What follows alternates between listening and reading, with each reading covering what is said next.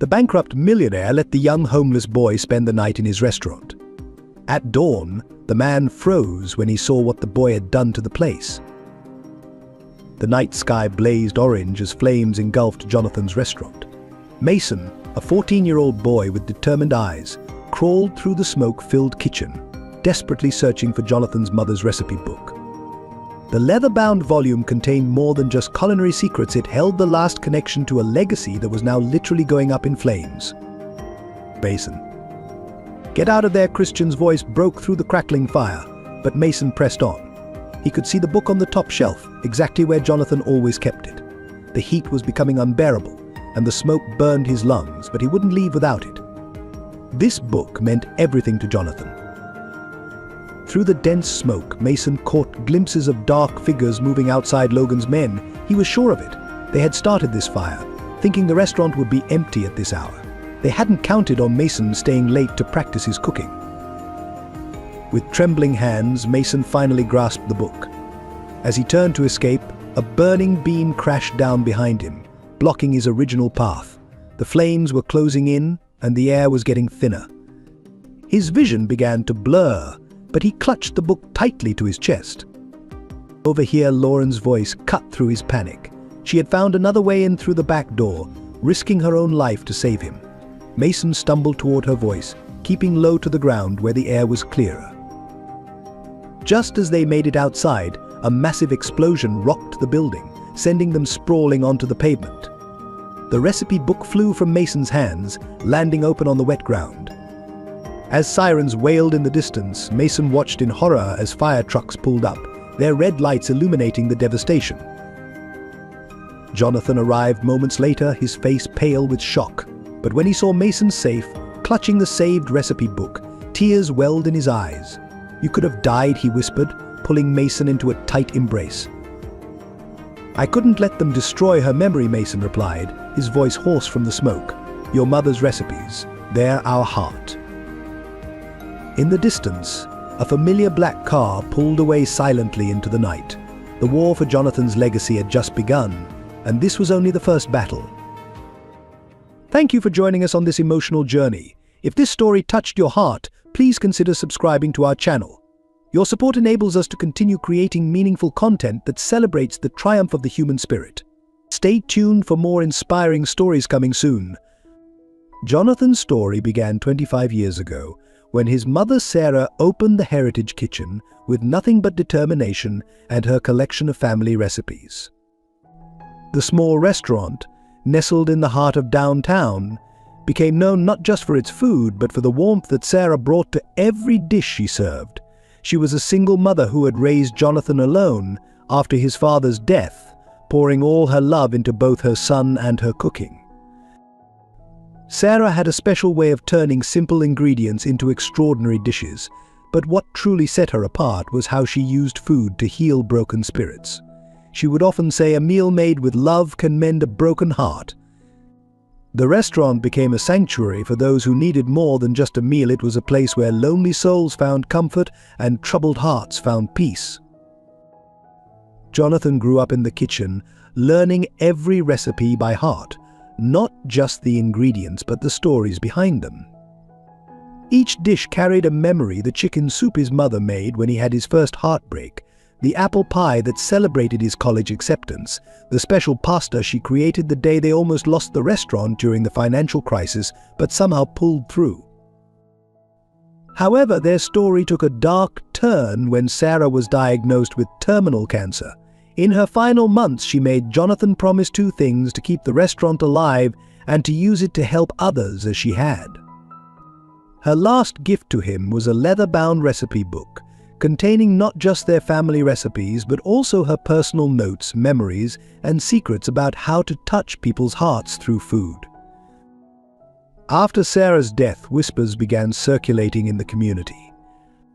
Logan, once Jonathan's closest friend and a regular at the restaurant, started spreading rumors that Jonathan had mismanaged his mother's money, suggesting he was somehow responsible for the stress that might have worsened her condition. These accusations cut deep, not just because they were false, but because they came from someone who had shared countless meals at their family table. The reality was far different. Sarah had left Jonathan not just a restaurant, but a significant debt she had taken on to help Logan start his own business years ago, a truth he kept hidden out of respect for his mother's memory. Logan had never repaid the loan, and now he was using his growing influence in the city to slowly destroy what Sarah had built. Despite the challenges, Jonathan held onto his mother's philosophy. He continued her tradition of keeping the restaurant open late on cold nights for those who had nowhere else to go, even when it meant operating at a loss. He maintained her practice of having a pay-what-you-can policy on Sunday evenings, ensuring that no one in their community would go hungry, just as she had always intended. The recipe book became his most treasured possession, not just for the culinary secrets it contained, but for the handwritten notes in the margins, little pieces of his mother's wisdom that guided him through his darkest days. Remember, Jonathan one note read, "The secret ingredient in every dish is the love you put into it. Never let anyone take that away from you." Now, as he faced mounting pressures and declining business due to Logan's subtle campaign against him, Jonathan found himself at a crossroads. The bank was threatening to foreclose, suppliers were pulling out due to unpaid bills, and his mother's legacy was slipping through his fingers. Yet every time he opened that recipe book, he could hear her voice, urging him to keep fighting, to remember that their restaurant was more than just a business. It was a home for the heartbroken, a refuge for the lost, and a testament to the power of love served on a plate. Mason's life before finding the Heritage Kitchen was a series of cruel twists and abandoned hopes. At 12 years old, he had already experienced more hardship than most adults, bouncing between foster homes where he was treated as nothing more than a monthly check. His last foster family had been the worst, using him for labor while keeping him hungry and isolated. One particularly cold night, after another beating for a minor mistake, Mason gathered his few belongings and ran away. For 6 months, he survived on the streets, sleeping in alleyways and scrounging for food in restaurant dumpsters. It was during one of these desperate searches that fate led him to the back of the Heritage Kitchen.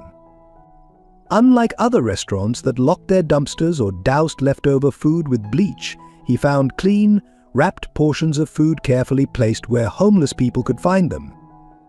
At night, as Mason huddled in the alley eating the still warm soup he'd found, Jonathan caught him. But instead of chasing him away, Jonathan did something that would change Mason's life forever. He invited him inside.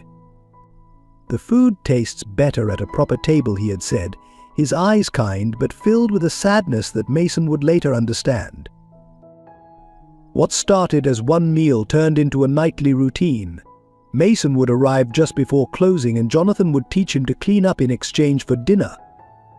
Through these evening lessons, Jonathan began to notice something special in the way Mason watched him cook, how the boy's eyes lit up at the sizzle of garlic and oil, how his hands naturally found the right rhythm for kneading dough. But Mason's past wasn't done with him. His former foster family had reported him missing only to keep receiving payments, and when they tracked him to the restaurant, they tried to forcibly take him back. It was Jonathan who stood between them and Mason, threatening to expose their abuse and fighting through legal channels to become Mason's temporary guardian. The truth about Mason's origins remained a mystery until Jonathan found a crumpled photo in the boy's few possessions, a picture of a man in military uniform who looked remarkably like Mason. The name on the uniform read Thomas Reynolds, and something about it struck a chord in Jonathan's memory. Tom Reynolds had been his best friend in college, who died saving Jonathan's life during a camping accident. The dates, the resemblance, it all fit. Mason was Tom's son, though the boy had never known his real father. This discovery created an even deeper bond between them. Jonathan saw in Mason not just a child in need, but the son of the man who had given his life for him. He kept this knowledge to himself, waiting for the right moment to tell Mason the truth about his heritage, about the hero his father had been. In the kitchen, Mason found more than just shelter. He found purpose. His natural talent for cooking, combined with an almost desperate desire to learn, made him a quick study. Each successfully mastered recipe became a small victory, each compliment from a customer a reason to keep going. The kitchen became his sanctuary, the rhythmic chopping of vegetables his meditation, the art of creating beautiful food his way of proving he was worth more than his past suggested. But deep inside, Mason carried wounds that weren't so easily healed. He flinched at sudden movements, hoarded food in his room, and woke from nightmares he wouldn't discuss. His trust issues ran deep, making it hard for him to believe that this new life wouldn't be snatched away like everything else good in his past.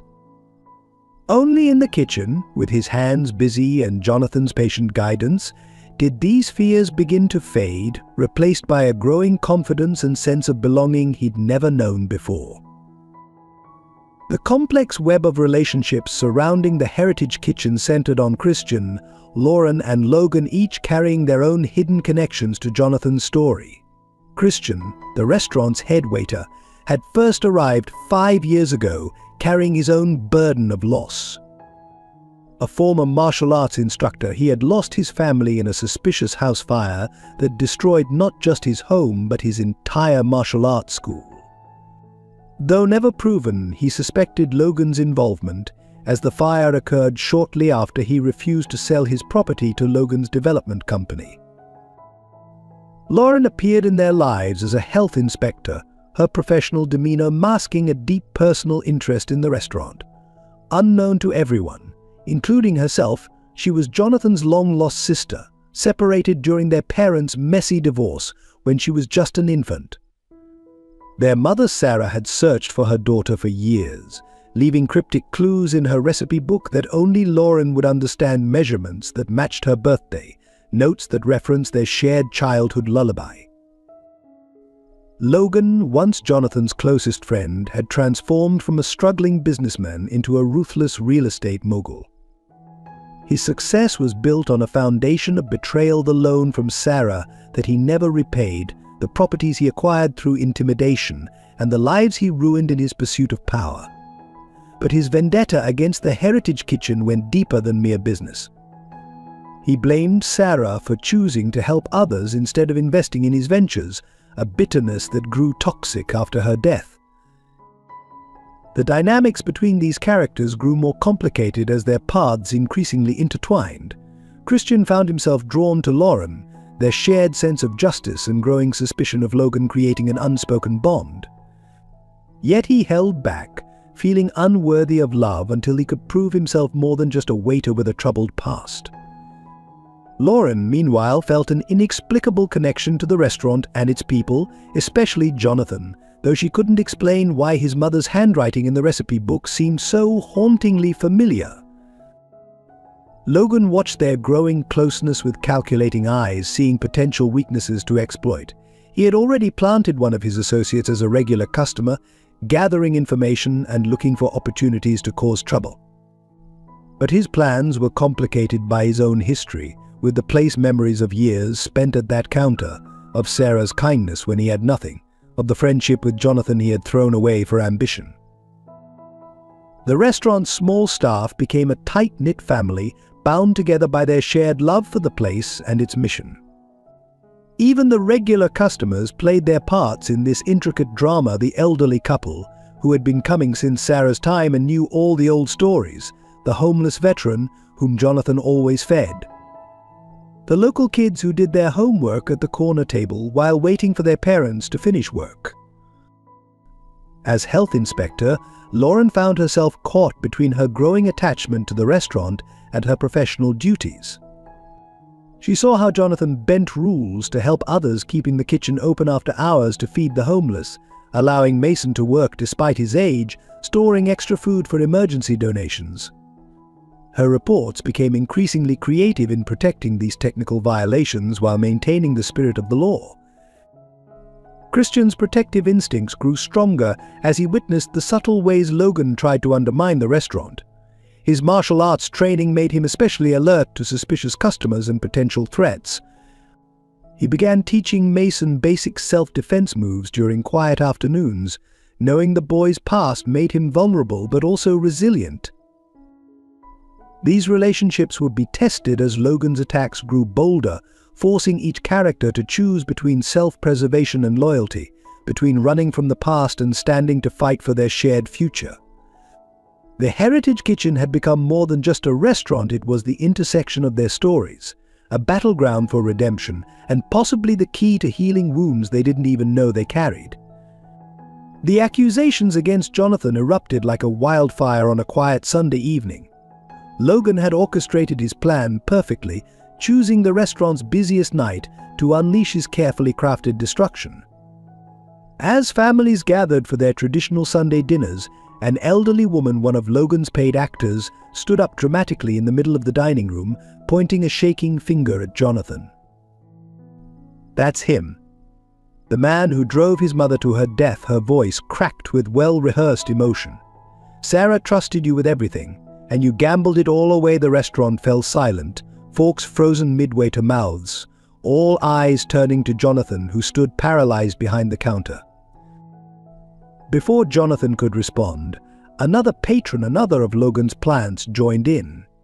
"I remember seeing him arguing with Sarah just days before she died. She was crying, begging him to stop taking money from the restaurant." The whispers began, spreading through the dining room like poison. Mason, who had been serving a family their dessert, dropped his tray with a crash that echoed through the stunned silence. He rushed to Jonathan's defense, but his youth and obvious attachment to Jonathan only seemed to fuel the growing suspicions. "He would never hurt Sarah. You don't know him like I do." Christian watched the scene unfold with growing anger, recognizing the orchestrated nature of the attack. He'd seen similar tactics in the days before his own business was destroyed. But when he tried to intervene, pointing out the suspicious timing of these accusations, Logan himself appeared at the door, playing the role of concerned citizen perfectly. "I've held my tongue for years out of respect for our old friendship," Jonathan, Logan announced, his voice carrying just the right note of reluctant duty.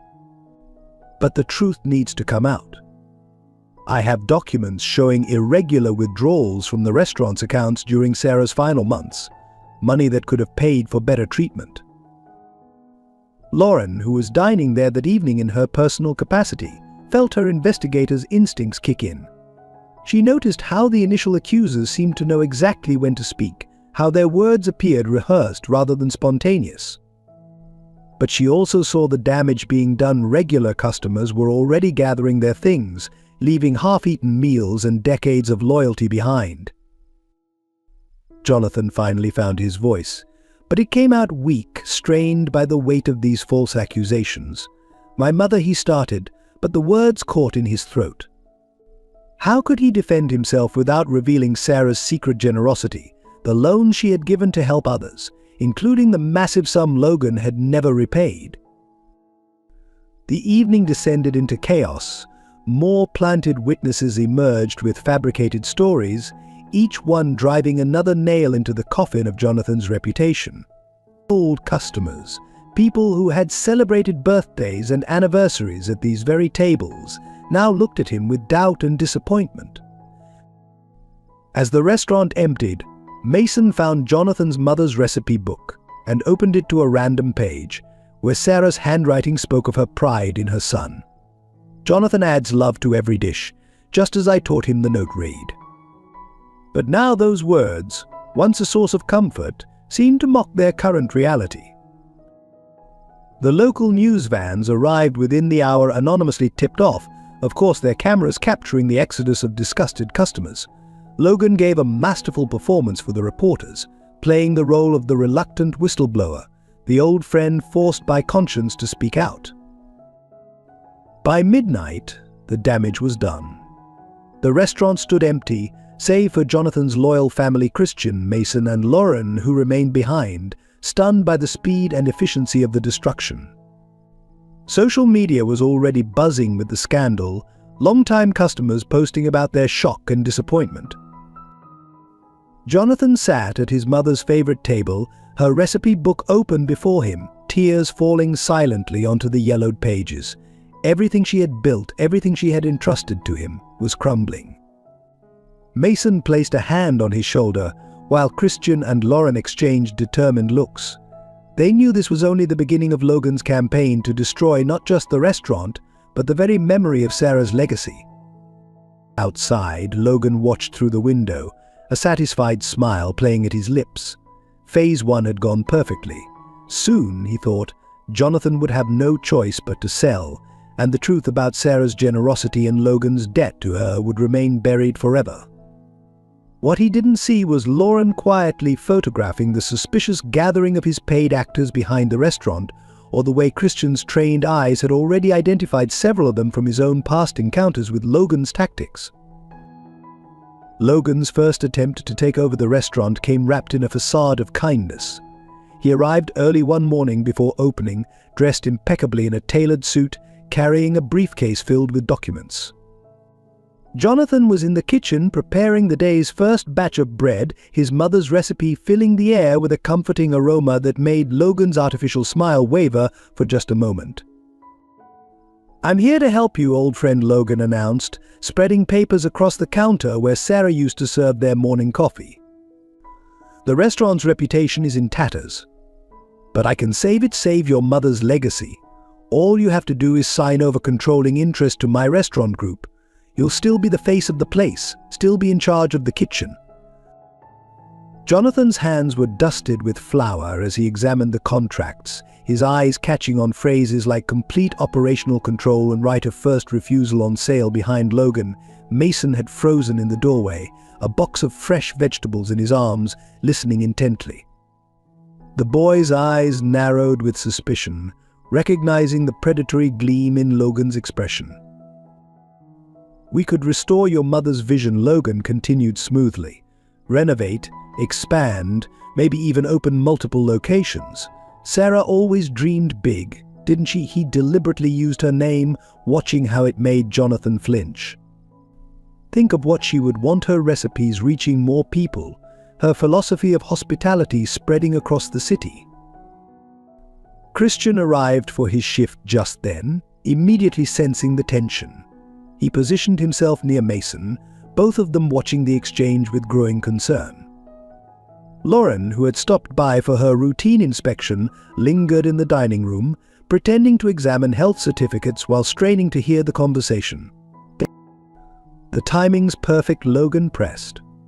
"Before the health department starts asking too many questions about certain irregularities in your operations." His eyes flicked meaningfully toward Mason, who technically wasn't old enough to work in the kitchen. "Before the bank looks too closely at those late mortgage payments." Jonathan's hands clenched, leaving flour prints on the contracts. "You know why those payments are late, Logan. The money my mother loaned you." Logan cut him off sharply.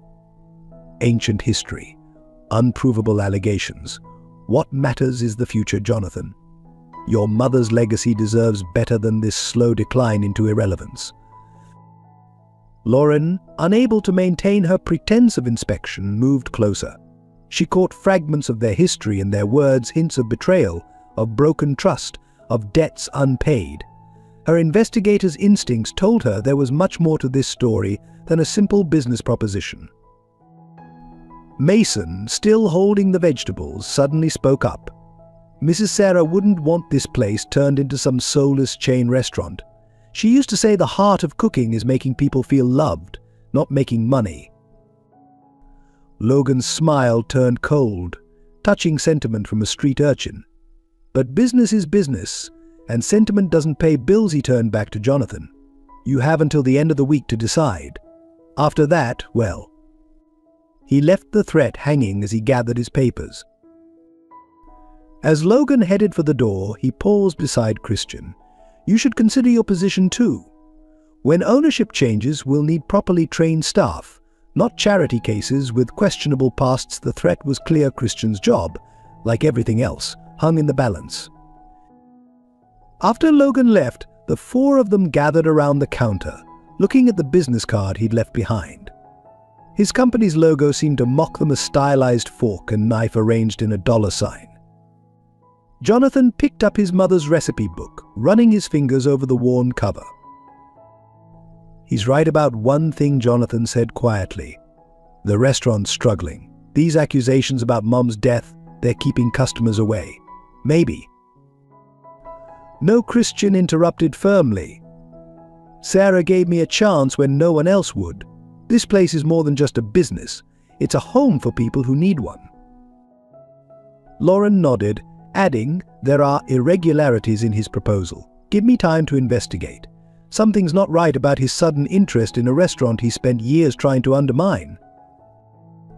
Mason clutched the vegetable box tighter. We can't let him win. Mrs. Sarah's recipes, they're not just instructions for food.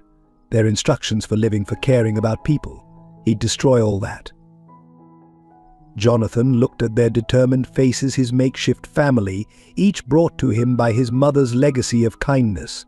He knew Logan would return with more pressure, more threats, more attempts to force his hand. But watching Mason begin to unpack the vegetables, seeing Christian straighten the tables with precise care, noting Lauren's concern but determined expression, he felt his resolve strengthen. His mother had built this place on love and trust. Logan might have forgotten those values, but Jonathan never would. Mason's discovery of the truth about Jonathan's past came on a stormy night while cleaning the restaurant's basement storage. Among dusty boxes and old receipts, he found a newspaper clipping from 15 years ago. The headline read, "Local hero dies, saving friend in mountain accident." The photo showed a younger Jonathan next to a man in military uniform, a man who looked strikingly like Mason himself. His hands trembling, Mason read the article. Thomas Reynolds, decorated veteran and Jonathan's college roommate, had died saving Jonathan during a climbing accident. The date matched what little Mason knew about his father's death. The resemblance in the photo was undeniable, but it was the handwritten note in Sarah's familiar script on the margin that made his heart stop watch over Thomas's son, if we ever find him. Upstairs, Jonathan was closing the restaurant, unaware of Mason's discovery. The boy sat in the dim basement light, pieces of his past finally falling into place. The way Jonathan sometimes looked at him with a mixture of pride and guilt, the extra attention, the fierce protectiveness, it all made sense now. Christian found him there, clutching the yellowed paper. Having known the truth for months but sworn to secrecy by Jonathan, he sat quietly beside Mason. "He's been trying to find the right way to tell you," Christian explained softly. "The guilt of surviving, of not being able to save your father, it weighs on him every day." Mason's mind raced through memories, Jonathan teaching him to make his father's favorite dish without explaining why, the military-style discipline he occasionally displayed, the dog tags he kept in his office drawer. "Why didn't he tell me?" Mason whispered, his voice caught between anger and hurt. "Because he promised your father he would protect you." Lauren's voice came from the stairs. She too had been carrying this secret, having uncovered it during her investigation into Logan's activities. But Logan found out somehow, and he's been using this knowledge to manipulate Jonathan. The truth unfolded like chapters in Sarah's recipe book. Thomas Reynolds had made Jonathan promise to find his infant son if anything happened to him, knowing his wife was ill and his own dangerous military career. After the accident, Jonathan searched for years, but Mason had already disappeared into the foster care system under a different name. Upstairs, they heard Jonathan calling for them, his footsteps approaching the basement door. Mason quickly wiped his eyes but kept the newspaper clipping clutched in his hand. When Jonathan appeared at the top of the stairs, the look on Mason's face told him everything. "I was going to tell you," Jonathan started, his voice breaking. "I've been trying to find the right moment, the right words." He descended the stairs slowly, each step heavy with the weight of his long-kept secret. Mason stood, holding out the article.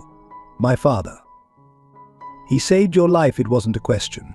And you've been trying to save mine ever since." The realization brought fresh tears to his eyes. Jonathan reached the bottom step and stopped, uncertain. "Thomas was the bravest man I knew.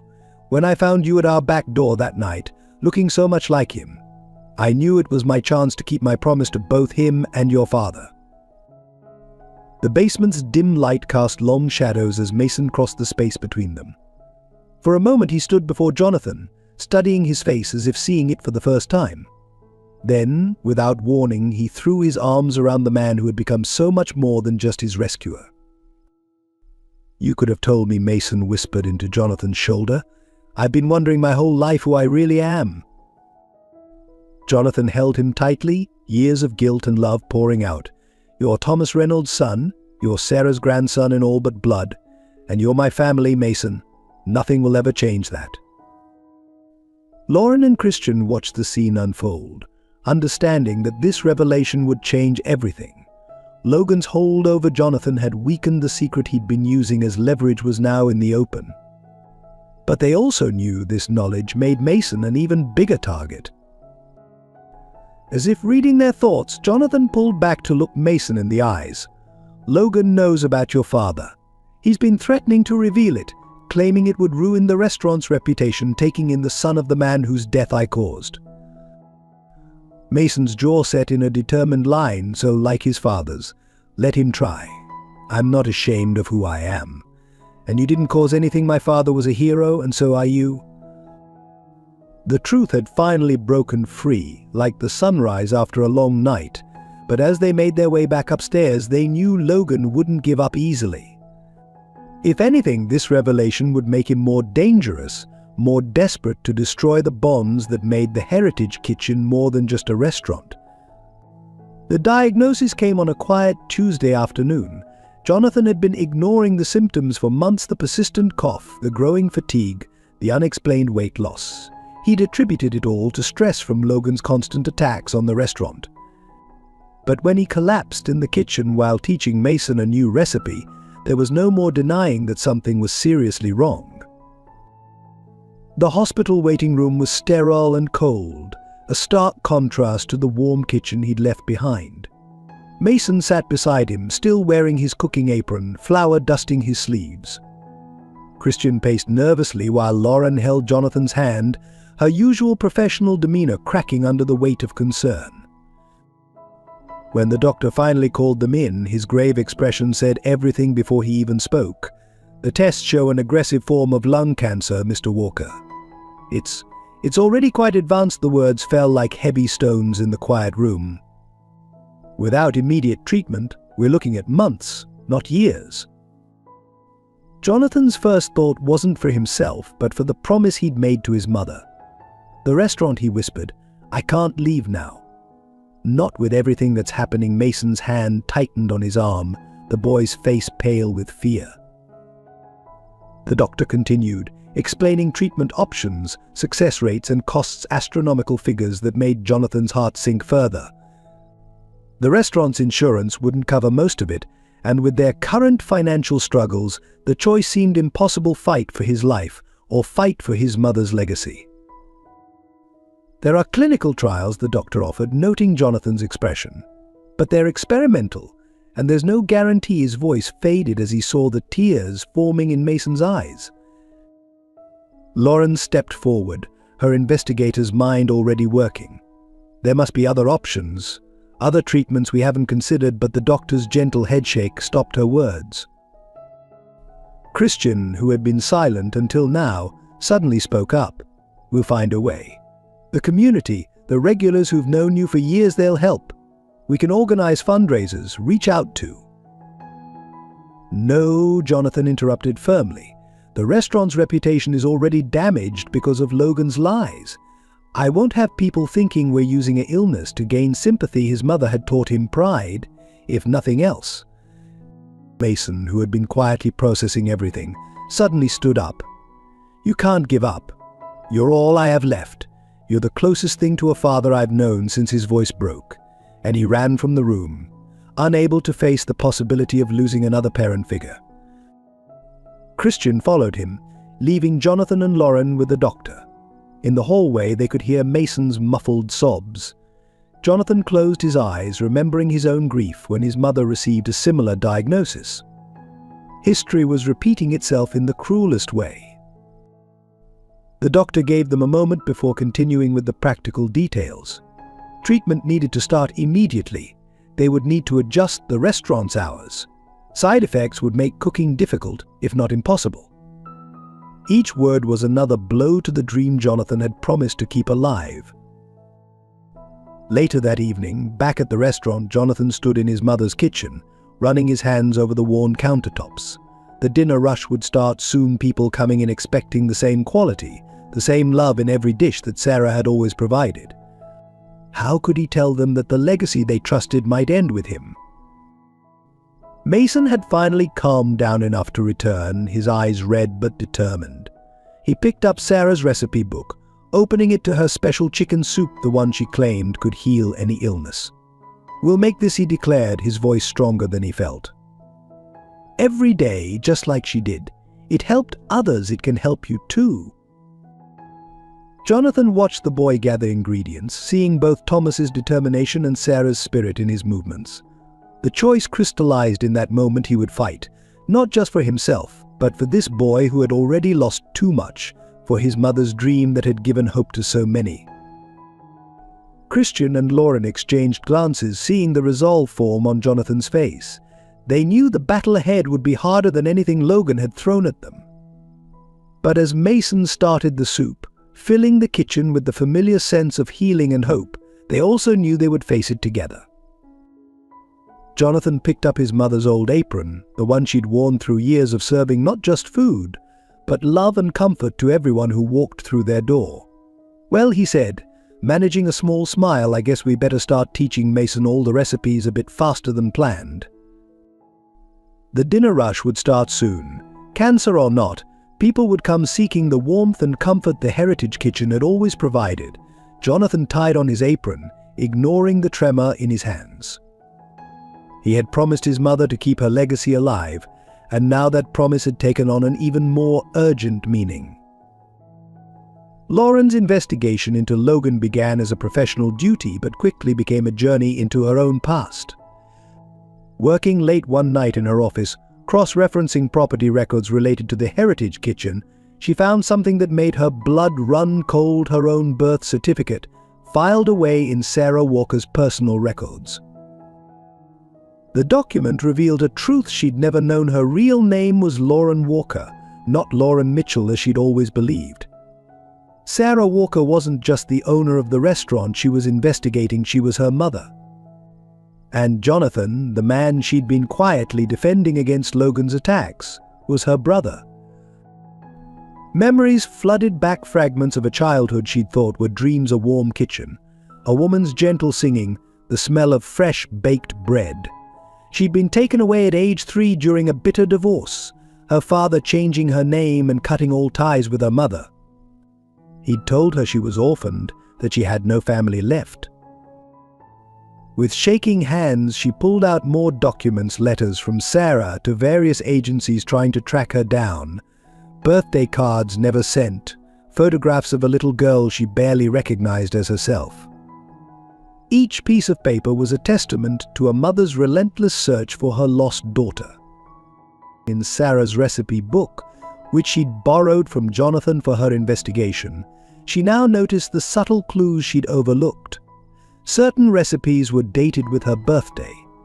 Notes in the margins spoke of a little princess who loved strawberry cake, her favorite dessert even now. Her mother had woven her memory into every page, keeping her alive in the only way she could. When she confronted Jonathan with the truth, she found him in the kitchen after closing, teaching Mason a new recipe. The resemblance between them, now that she knew to look for it, was startling. They had the same eyes, the same way of gesturing when they spoke. I think I'm your sister," she said, laying out the documents on the counter. "Sarah Walker was my mother too." Her voice trembled as she watched recognition dawn in Jonathan's eyes. He staggered back, gripping the counter for support.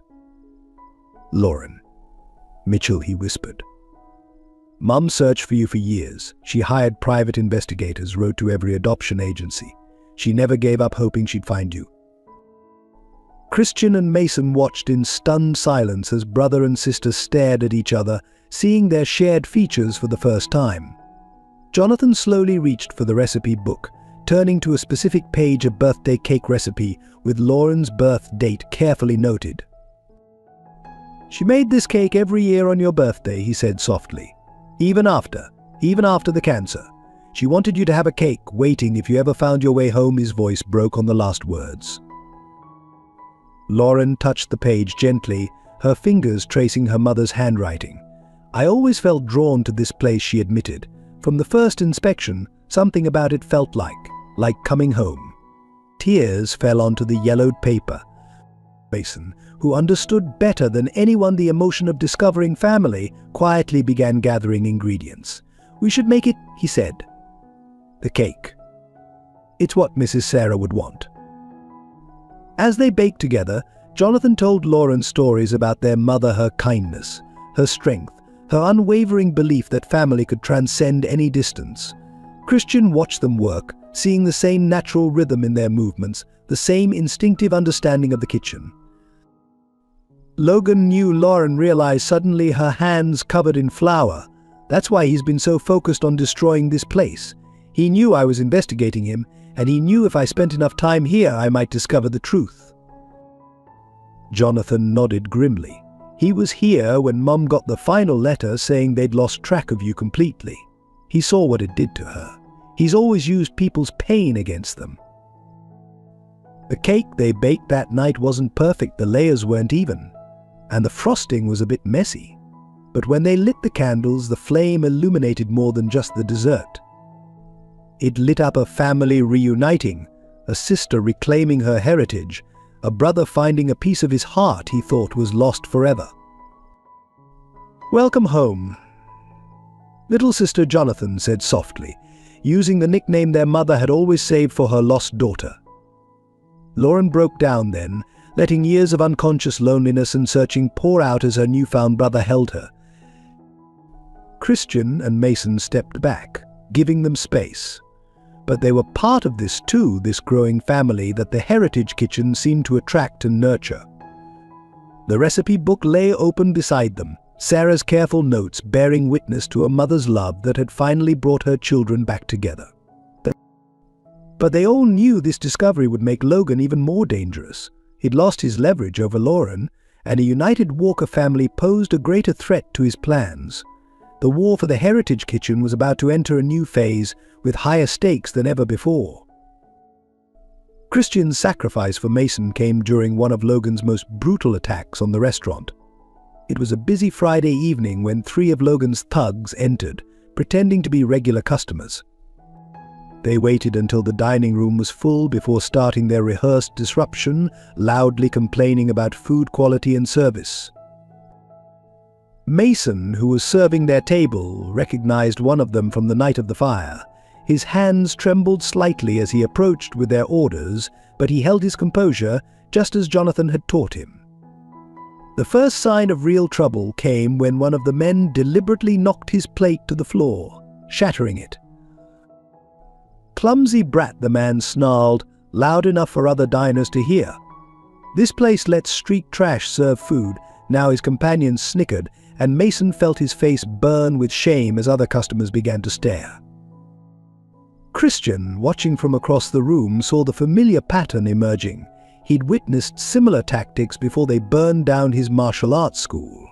The public humiliation, the escalating tension, the careful orchestration of accidents.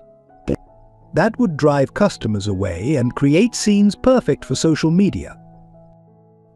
When one of the men grabbed Mason's arm, complaining about a non-existent hair in his food, Christian moved with the swift precision of his martial arts training. He placed himself between Mason and the increasingly aggressive customers, his voice calm but firm. "Gentlemen, I'll have to ask you to leave." The leader of the group stood slowly, towering over Christian. "Or what, waiter? You'll serve us to death." The threat in his voice was unmistakable. Other customers began gathering their things, sensing the impending violence. What happened next seemed to unfold in slow motion. One of the men lunged for Mason, but Christian reacted instantly, pushing the boy clear. The punch meant for Mason caught Christian in the ribs instead. Years of training took over as he defended himself, but he was careful not to strike back. Any violence on their part would just play into Logan's hands. Jonathan emerged from the kitchen to find his dining room in chaos. Lauren, who had been having dinner at her usual table, was already calling the police. But the damage was escalating quickly. One of the men grabbed a hot coffee pot, hurling it toward Mason. Christian's decision was instantaneous. He threw himself in front of the boy, taking the full impact of the scalding liquid across his back and shoulders. The pain was excruciating, but he maintained his defensive stance, shielding Mason until help could arrive. The thugs, realizing they'd gone too far, fled just before the police arrived. The damage was done not just to Christian's body, but to the restaurant's reputation. Social media was already buzzing with videos of the violent incident, carefully edited to make it look like the restaurant staff had instigated the conflict. In the emergency room later that night, as doctors treated his second-degree burns, Christian finally revealed the full story of his past to Mason. "I had a student once. About your age," he said, wincing as the nurses applied bandages. "When Logan's men burned down my school, I couldn't save him. I promised myself never again." Mason sat beside the hospital bed, guilt weighing heavily on him. "You shouldn't have. It should have been me. I'm not worth." Christian cut him off with a stern look he remembered from his teaching days. "Your family, Mason. And family protects each other. That's what your father did for Jonathan, what Jonathan does for you, and what I'll always do. It's not about being worth it, it's about love." Jonathan and Lauren arrived with fresh clothes and Sarah's special healing salve, a recipe she'd developed for burns and cuts in the kitchen. As Lauren carefully applied it to Christian's wounds, her touch gentler than any nurse's, something shifted in their relationship. The professional distance she'd maintained began to melt away. "I can't lose this job," Christian muttered, trying to sit up despite the pain. "The restaurant needs." "You're not going anywhere," Jonathan interrupted firmly. "You're not just an employee, Christian. You're part of this family. We'll face Logan together." Mason, still shaken but determined, added, "I'll learn to defend myself better. You can teach me when you're healed. We won't let them win." As they talked, Lauren's investigator instincts kicked in. The attack was too orchestrated, too perfectly timed. Logan's getting desperate, she observed. He's taking bigger risks, making mistakes. We can use that. Christian nodded, then immediately regretted the movement as pain shot through his shoulders. He's showing his hand too clearly now. People will start asking questions. They didn't know it then, but Christian's sacrifice would indeed become a turning point. The community, seeing the truth behind the edited videos, began to rally around the Heritage Kitchen. Regular customers started sharing their own stories of the restaurant's kindness, drowning out Logan's manufactured narratives. And in that hospital room, as Mason carefully helped Christian sip some of Sarah's healing soup that Jonathan had brought, they realized their family had grown stronger. Every attack, every sacrifice, every moment of protection and love bound them closer together. Logan had tried to break them with violence, but he'd only succeeded in proving what Sarah had always known, that true family is born not just of blood, but of choice, sacrifice, and unconditional love. The community's response to the Heritage Kitchen's struggles began quietly but grew into something extraordinary. It started with Mrs. Rodriguez, an elderly regular who had been coming to the restaurant since Sarah's time. After hearing about Jonathan's diagnosis and Christian's injury, she stationed herself at her usual corner table and began making phone calls. "This restaurant saved my Daniel," she told anyone who would listen, her voice thick with emotion. "When my boy came back from the war, broken inside and out, Sarah's soup and Jonathan's kindness brought him back to us. Now it's our turn to help them." Word spread through the neighborhood like wildfire. The local Korean church group, who had held their after-service lunches at the restaurant for decades, organized a prayer vigil that turned into an impromptu street festival. They set up tables outside, bringing their own dishes to share alongside Jonathan's classics. The high school baseball team, who had celebrated every victory and mourned every loss over Jonathan's signature comfort food, arrived in uniform to help with repairs and cleaning. Their coach, tears in his eyes, recalled how Sarah had fed the whole team for free during the recession when many parents couldn't afford team dinners. Mason watched in amazement as people he'd only known as customers revealed themselves to be something more family. The gruff construction worker who ate breakfast at the counter every morning turned out to be a master carpenter, arriving after hours to repair the damaged dining room furniture.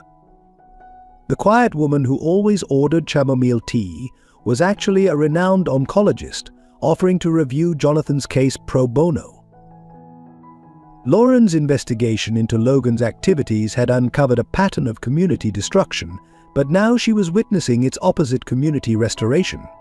Each person who came through the door brought not just their skills or resources, but their stories of how the Heritage Kitchen had touched their lives. "Your mother, a retired teacher, told Jonathan as she helped organize a fundraising calendar, she used to pack extra lunches for my students who couldn't afford them. Never said a word about it, just made sure those children never went hungry." Her contribution to the calendar was Sarah's secret recipe for love lunch cookies, the very ones she'd packed for those children. The local newspaper, initially hesitant to counter Logan's influential narrative, found their courage after their veteran food critic suffered a heart attack. He wrote from his hospital bed about how Jonathan had kept the restaurant open late one snowy night years ago, ensuring his diabetic wife had a proper meal during a power outage. The article went viral, drawing attention from larger media outlets. Christian, still recovering from his burns, became the unofficial coordinator of the community effort. From his temporary command post, a comfortable recliner donated by the furniture store down the street, he matched volunteers with tasks, his martial arts students providing security during business hours. The restaurant's dining room transformed into a command center of love and resistance. The walls, once bare except for Sarah's photos, now displayed hundreds of handwritten notes sharing memories and messages of support. A local artist painted a stunning mural of Sarah on the back wall, capturing her essence so perfectly that Mason often caught Jonathan staring at it, lost in memory. Even the menu evolved to reflect the community's embrace. Regulars began contributing family recipes, each one vetted by Jonathan and Mason, then adapted to include Sarah's special touch. Mrs. Rodriguez's empanadas joined forces with Mr. Kim's bulgogi, creating fusion dishes that represented the neighborhood's diverse heritage.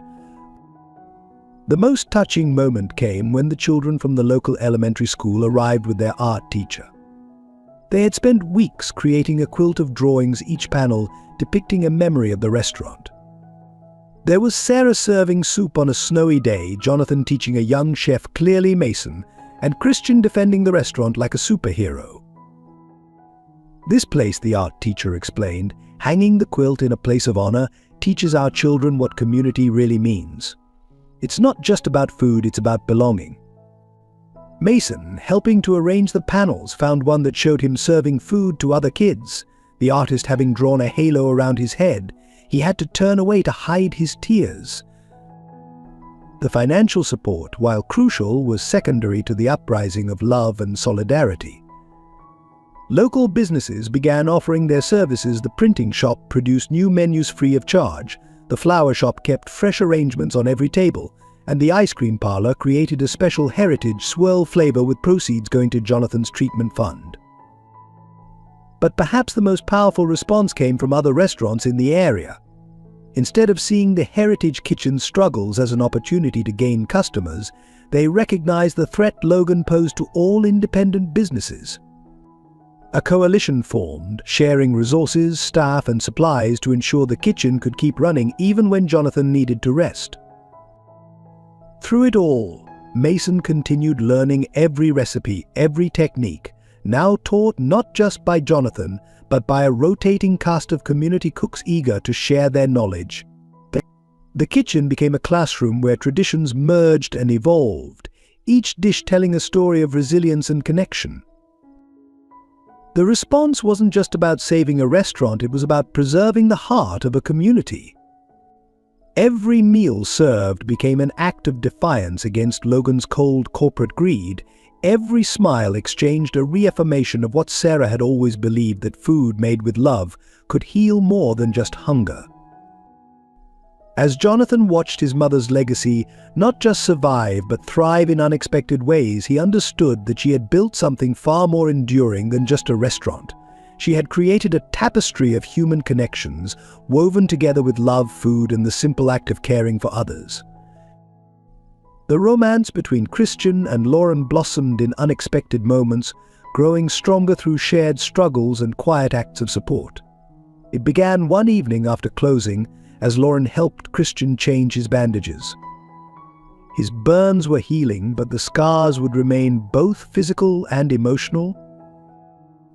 "You don't have to do this," Christian said softly, wincing as she applied Sarah's healing salve. "A health inspector shouldn't be playing nurse to a waiter." Lauren's hands paused, her touch gentle against his scarred skin. "Is that all you think you are?"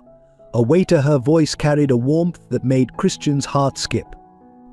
"I've seen you teach Mason self-defense, coordinate community support, stand up against Logan's men. You're a protector, Christian. A guardian." Their eyes met in the dim kitchen light, and something shifted between them.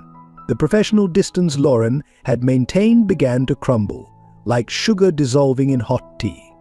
Christian saw beyond her official persona to the woman searching for her own place of belonging. Their first real date wasn't planned.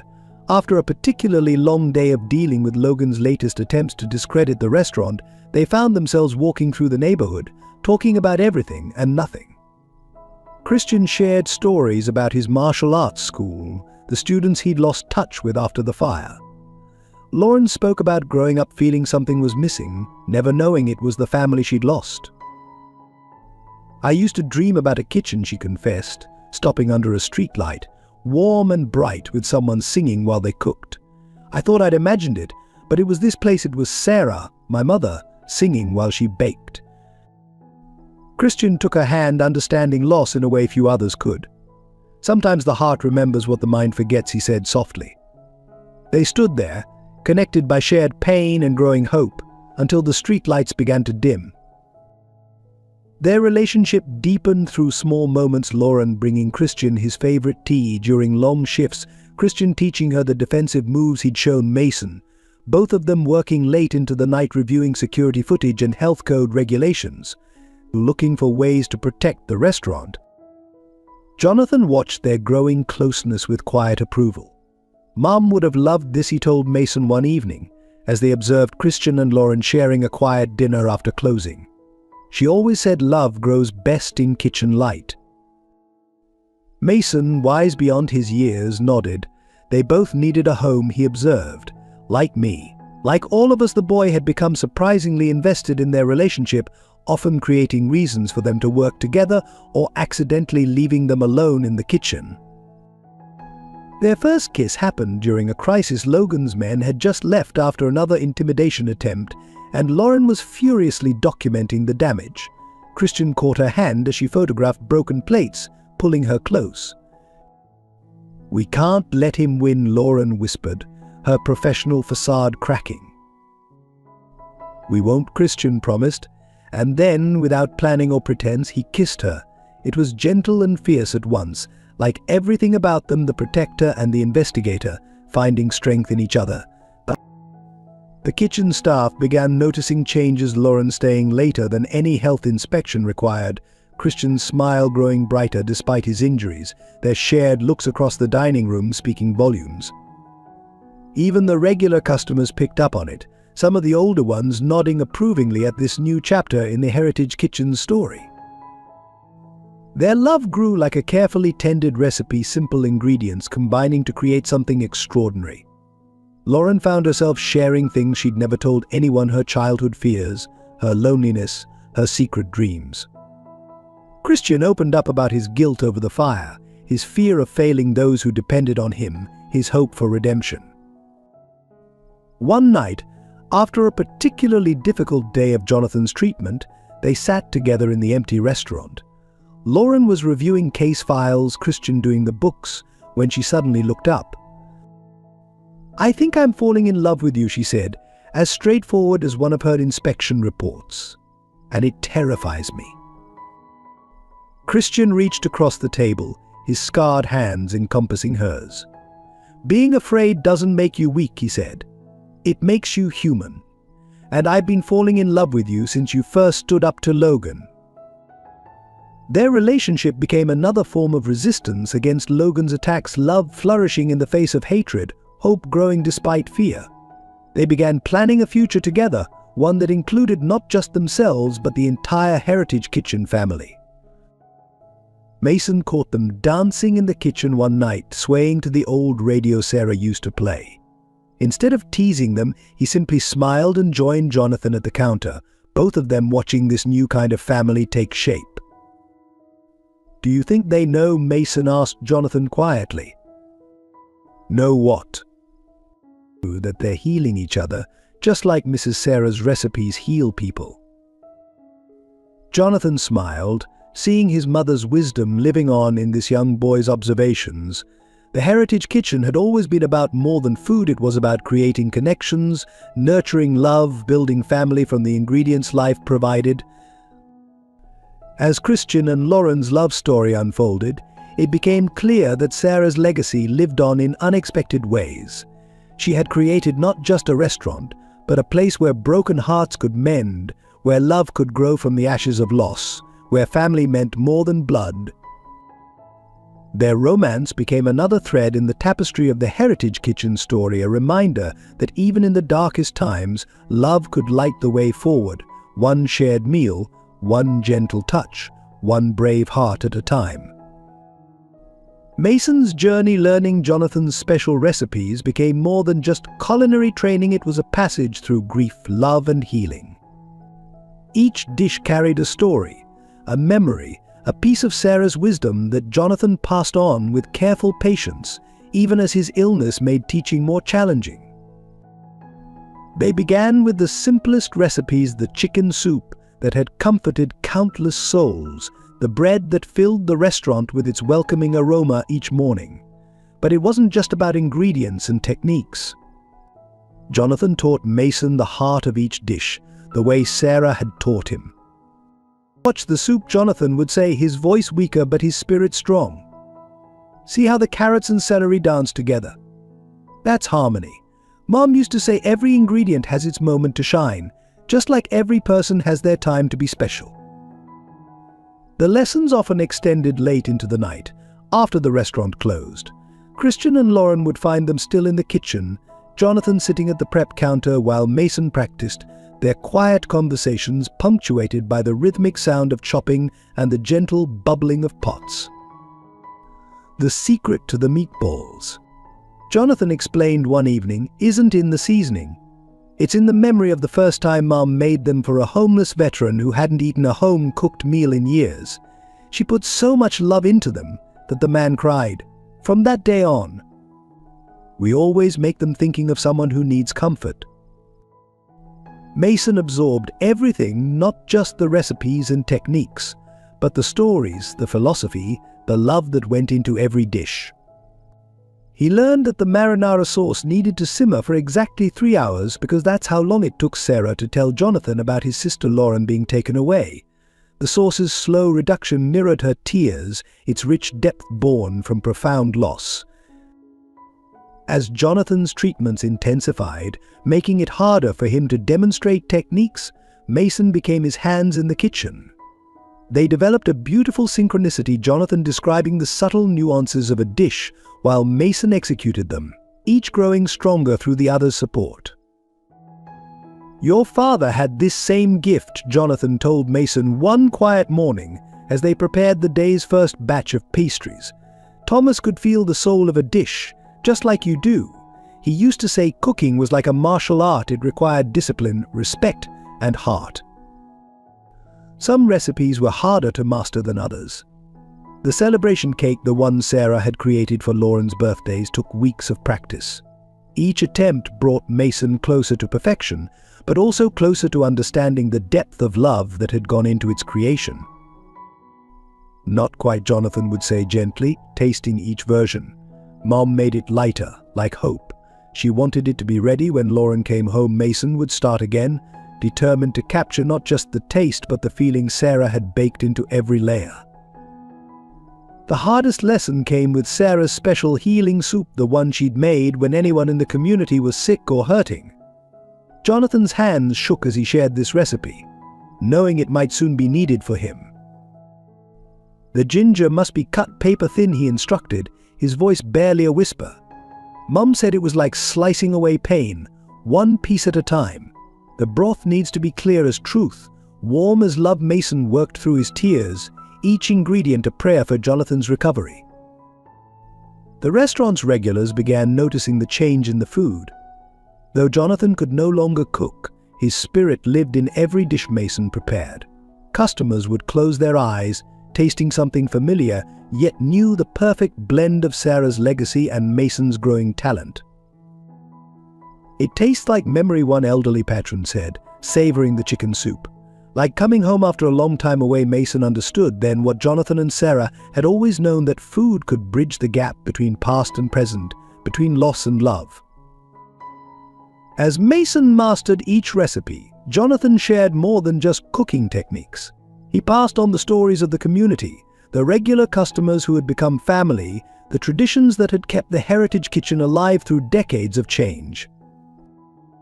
"Every recipe in this book," Jonathan said one evening, his hand resting on Sarah's worn recipe collection, "is a piece of our history. When you cook them, you're not just making food, you're keeping stories alive, keeping love flowing, keeping hope burning." Mason took this responsibility seriously. Each dish he prepared became a way of fighting back against Logan's attempts to destroy their home, against Jonathan's illness, against the fear of loss that haunted them all. In the kitchen, he found his strength, his purpose, his way of protecting the family that had saved him. The final recipe Jonathan taught him was Sarah's secret bread, the one that had started it all. As they worked the dough together, Jonathan's hands guiding Mason's through the familiar motions, they both knew this was more than a cooking lesson. It was a passing of the torch, a continuation of Sarah's legacy through another generation. "Remember," Jonathan said, watching Mason shape the loaf with sure hands, "Mom always said bread is life itself. It rises through adversity, grows stronger through kneading, and becomes beautiful through patience. Just like family. Just like love." That night, as the smell of freshly baked bread filled the kitchen, Mason realized he had learned far more than recipes. He had learned about resilience, about family, about the power of love to transform simple ingredients into something miraculous. In mastering Sarah's recipes, he had found his way of keeping her spirit and Jonathan's alive in every meal served at the Heritage Kitchen. Logan's final attack on the Heritage Kitchen came during the restaurant's busiest night of the year, the anniversary of Sarah's passing, when the community traditionally gathered to celebrate her memory. Jonathan, weakened by his latest round of treatment but determined to be present, watched from a corner table as Mason masterfully executed each of Sarah's special recipes. The evening had begun beautifully. The dining room was filled with familiar faces, the walls adorned with photos and memories shared by longtime customers. Christian, his burns finally healed, moved gracefully between tables while Lauren helped coordinate the flow of guests. The atmosphere was one of triumph and remembrance. Then Logan arrived, not with thugs or threats, but with city officials and health inspectors, ones Lauren didn't recognize. They carried official-looking documents and grim expressions. Behind them, news cameras began setting up, tipped off about what was to come. "Ladies and gentlemen," Logan announced, his voice carrying through the stunned silence that fell over the dining room. "I regret to inform you that this establishment has been operating under false pretenses. We have evidence of serious health code violations, tax fraud, and most disturbing, the employment of undocumented workers." He gestured toward Mason, who stood frozen in the kitchen doorway, still holding a tray of Sarah's beloved celebration cake, including a minor with no legal guardian working in dangerous conditions. "This ends tonight." The officials began moving through the restaurant, posting notices and asking customers to leave, but something unexpected happened. Mrs. Rodriguez, the elderly regular who had known Sarah for decades, stood up shakily but defiantly. "My husband was a health inspector for 30 years, she declared, her voice quavering but strong. "He taught me every code, every regulation. I eat here every day, and I can tell you this place is cleaner, safer, and more honest than any restaurant in the city." Others began standing too. The local priest, the high school principal, the fire chief, pillars of the community who had been touched by Sarah's legacy. They formed a human chain, linking arms around the perimeter of the dining room. Logan's smirk faltered as he faced this wall of resistance. He pulled out his final weapon, a thick folder of documents. "Perhaps you'd all be interested in knowing what really happened to Sarah Walker's money in her final months.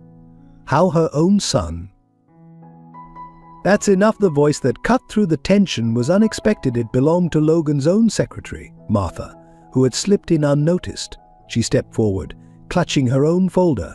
"I can't stay silent anymore." Martha's hands shook as she opened her folder, revealing copies of checks and letters. Sarah Walker didn't lose her money, she gave it away. To help people, including you, Mr. Logan. The loan you never repaid, the one that started your real estate empire. The revelation hit like a thunderclap.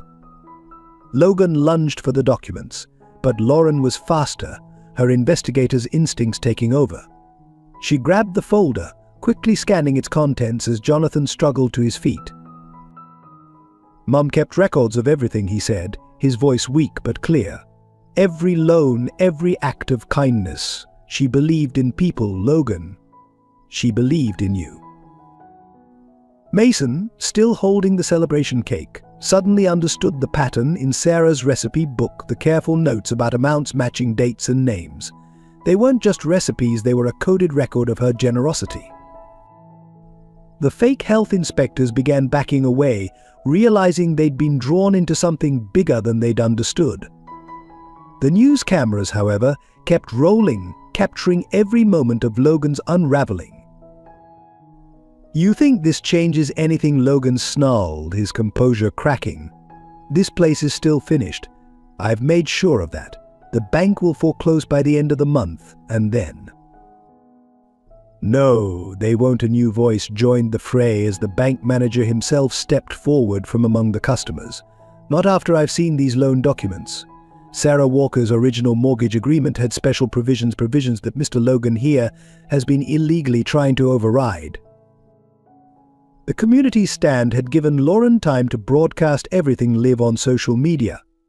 The restaurant was flooded with messages of support, with people sharing their own stories of Sarah's kindness and Logan's manipulation. Mason, setting down the cake, moved to stand beside Jonathan. In that moment, he looked so much like his father Thomas that Logan actually stepped back. "Mrs. Sarah taught me that food made with love can heal anything," Mason said clearly. "Even hatred. Even fear." He cut a piece of the celebration cake, Sarah's special recipe, and offered it to Logan. The gesture, so simple yet profound, seemed to break something in the man. Logan's hands trembled as he looked at the cake, remembering countless meals shared at this very counter when he was young and struggling. "Sarah believed in second chances," Jonathan said softly, placing a supportive hand on Mason's shoulder. "She never gave up on anyone. Not even you, Logan." The police were arriving now, drawn by the commotion and the gathering crowd outside, but they weren't there for the heritage kitchen. They were there to investigate Logan's fraudulent documents and corrupt officials. As Logan was led away, the community erupted in celebration. The human chain transformed into a circle of dancing, laughing people. Christian pulled Lauren into a joyful embrace, while Mason began serving the celebration cake to everyone. Jonathan sank back into his chair, exhausted but smiling. He looked around at his family, not just Mason, Christian, and Lauren, but every person in that room who had stood up for Sarah's legacy. In the kitchen, the soup she had taught him to make still simmered, filling the air with the scent of home and healing. The heritage kitchen had faced its darkest hour and emerged stronger, its heart still beating with the rhythm of love and community that Sarah had instilled so many years ago. But as Jonathan watched Logan being escorted out, he felt no triumph, only a deep sadness for the man who had forgotten what Sarah had tried to teach them all, that true wealth lies not in what you own, but in what you give away. The revelation about Mason's real father came in the midst of the chaos following Logan's arrest. As the police were taking statements from witnesses, an elderly man made his way through the crowd. His military uniform was worn but immaculate, and his face bore a striking resemblance to both Mason and Thomas Reynolds. "I've been watching this place for weeks," the man said, his voice gruff with emotion, trying to find the courage to come in. "I'm Colonel James Reynolds. Thomas was my son, and that boy," he pointed to Mason, who was helping clean up the aftermath of the confrontation. "That's my grandson. That's my grandson. Jonathan, still weak from his treatment, gripped his chair tightly. The colonel's presence brought back a flood of memories: the climbing accident, Thomas's sacrifice, the promise made. "We've been trying to find you," he managed to say. "After Thomas. After the accident." The colonel nodded, his eyes never leaving Mason. "Thomas's wife, she never told me about the baby. By the time I found out, she had passed away and Mason had disappeared into the system. I've been searching for years." Lauren, her investigator's instinct still sharp, quickly verified the colonel's identity. Military records, old photos, and DNA tests would later confirm everything. But in that moment, looking at the 3 generations of Reynolds men together, no proof was needed. The resemblance was undeniable. Mason approached cautiously, drawn by some inexplicable force to this stranger who carried himself so much like the man in the old photographs. You knew my father?" he asked, his voice barely a whisper. The colonel's military composure cracked. "Your father was the bravest man I ever knew. And from what I've seen, how you fought for this place, for these people, you're just like him." Christian moved protectively closer to Mason, but the boy stood straight and tall, just as Thomas would have. "Tell me about him," Mason requested, "please." "Everything." Over Sarah's healing soup, the colonel shared stories of Thomas's childhood, his dedication to serving others, his friendship with Jonathan. Each tale revealed how deeply Thomas's spirit lived on in his son, the same determination, the same instinct to protect, the same ability to see the good in others. The day he saved Jonathan, the colonel said, his voice thick with pride and grief, he didn't hesitate. "That's who your father was. He believed some things were worth any sacrifice." Jonathan, listening from his corner, finally shared the full story of that day on the mountain. How Thomas had seen the danger first, how he had pushed Jonathan clear of the falling rocks, how his last words had been about his unborn child. "He made me promise," Jonathan said, looking at Mason, "to find you, to protect you if I could. When you showed up at our door that night, it was like Thomas himself had led you here." The colonel reached into his uniform pocket and pulled out a set of dog tags. "These were your father's. They should have been yours years ago." His hands shook as he placed them around Mason's neck. Lauren, who understood better than most the impact of discovering family, watched as Mason touched the metal tags with trembling fingers.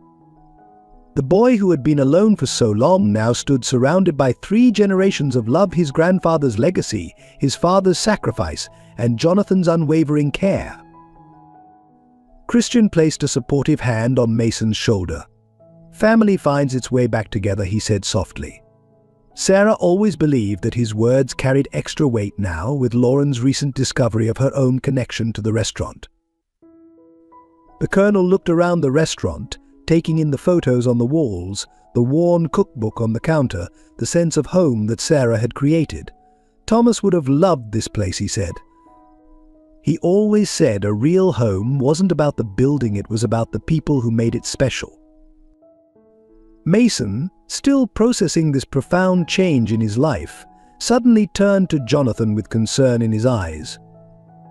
"This doesn't change anything between us, does it? You're still..." Jonathan pulled him into a fierce hug, mindful of the dog tags now hanging between them. "I promised your father I would be your family, Mason. Having your grandfather here doesn't change that, it just makes our family bigger." The colonel watched this exchange with tears in his eyes. "I'm not here to take him away," he assured Jonathan. "I'm here to join what you've built, to help protect it, if you'll let me." Lauren, ever practical, was already thinking ahead. With the colonel's testimony about Thomas, we can finally formalize Mason's status. No more hiding, no more fear of the authorities. Christian nodded, adding, and his military connections might help protect the restaurant from any of Logan's remaining allies. Mason stood in the center of this growing circle of protection and love, his father's dog tags cool against his skin. In that moment, he understood something Sarah had written in her cookbook. Family is like a good recipe. Sometimes the ingredients come together in unexpected ways, but it's the love that makes it perfect. The colonel, seeing Sarah's handwriting in the open cookbook, smiled softly. "Thomas used to write me about this place, about the amazing woman who ran it. He said she taught him that courage isn't just about facing danger, it's about facing each day with an open heart." As the evening wound down, 4 generations of love filled the heritage kitchen. Sarah's spirit watching over them all, Thomas's sacrifice protecting them, the colonel's arrival completing a circle long left open, and Mason's future stretching bright before them. The dog tags gleamed in the kitchen light, a tangible link between past and present, between loss and discovery, between the father who had saved Jonathan's life and the son who was helping save his mother's legacy. Lauren's discovery of Logan's past crimes emerged through a meticulous investigation that began with Sarah's recipe book and ended in a hidden safe in the restaurant's basement. While helping Christian organize old records after his injury, she noticed a pattern in Sarah's notations that seemed oddly specific: dates, amounts, and initials that didn't match any recipes. "These numbers," she murmured, spreading the pages across the old prep table. "They're not measurements. They're transaction records." Her fingers traced Sarah's elegant handwriting, seeing now how her mother had documented everything in her own subtle way. The breakthrough came when they found a key taped to the back of Sarah's photograph, leading them to a locked drawer in her old desk. Inside was a leather journal, its pages filled with detailed accounts of loans made to community members in need. But it was the final entries that made Lauren's blood run cold. Logan didn't just fail to repay his loan, she realized, reading the carefully documented notes. He actively worked to hide the money. These transfers, these shell companies her investigators' training kicked in as she began connecting the dots.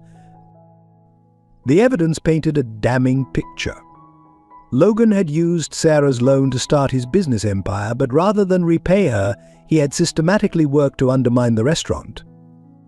The fire at Christian's martial arts school, the false health violations, the coordinated attacks, they were all part of a larger pattern of corruption and revenge. Most shocking was the discovery about Sarah's final days.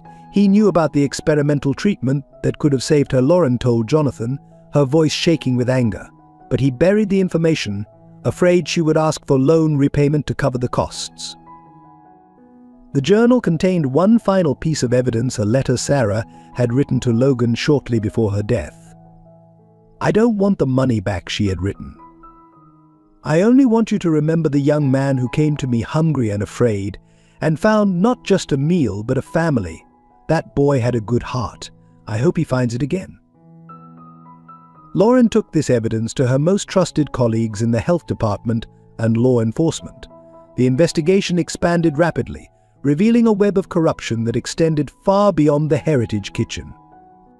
Logan had been systematically targeting small businesses throughout the city, using similar tactics of intimidation and fraud.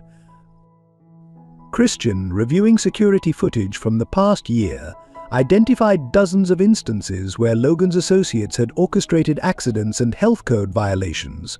Mason, with his sharp memory for faces, helped identify the men who had attacked the restaurant and injured Christian. But the most damning evidence came from an unexpected source. Martha, Logan's secretary, had been keeping her own records. Haunted by guilt over her role in his schemes, she had documented everything. When Lauren showed her Sarah's letter, Martha finally broke down and agreed to testify. "Sarah saved my life once too," Martha confessed, pulling out a USB drive containing years of incriminating emails and financial records. "I've been waiting for a chance to make this right." The evidence was overwhelming. Bank records showed how Logan had manipulated loans, falsified documents, and used intimidation to build his empire. Health inspection reports had been forged, witnesses had been paid off, and competitors had been systematically destroyed. Lauren worked through nights, building an airtight case. She found connections between Logan and various shell companies, all leading back to that initial loan from Sarah. Each discovery revealed a deeper layer of betrayal, not just of Sarah's trust, but of everything she had believed in. "Mom saw the good in him," Jonathan said quietly. Looking through the evidence, she believed he could change. That's why she kept giving him chances. The final piece fell into place when Lauren discovered Logan's connection to the tragic accident that had claimed Thomas Reynolds' life. While not directly responsible, Logan had known about unsafe conditions on the mountain trail but had suppressed the reports, protecting a development deal he had in the works. Mason, upon learning this truth about his father's death, showed remarkable grace. "Mrs. Sarah would want us to use this to stop him from hurting others," he said, "not for revenge."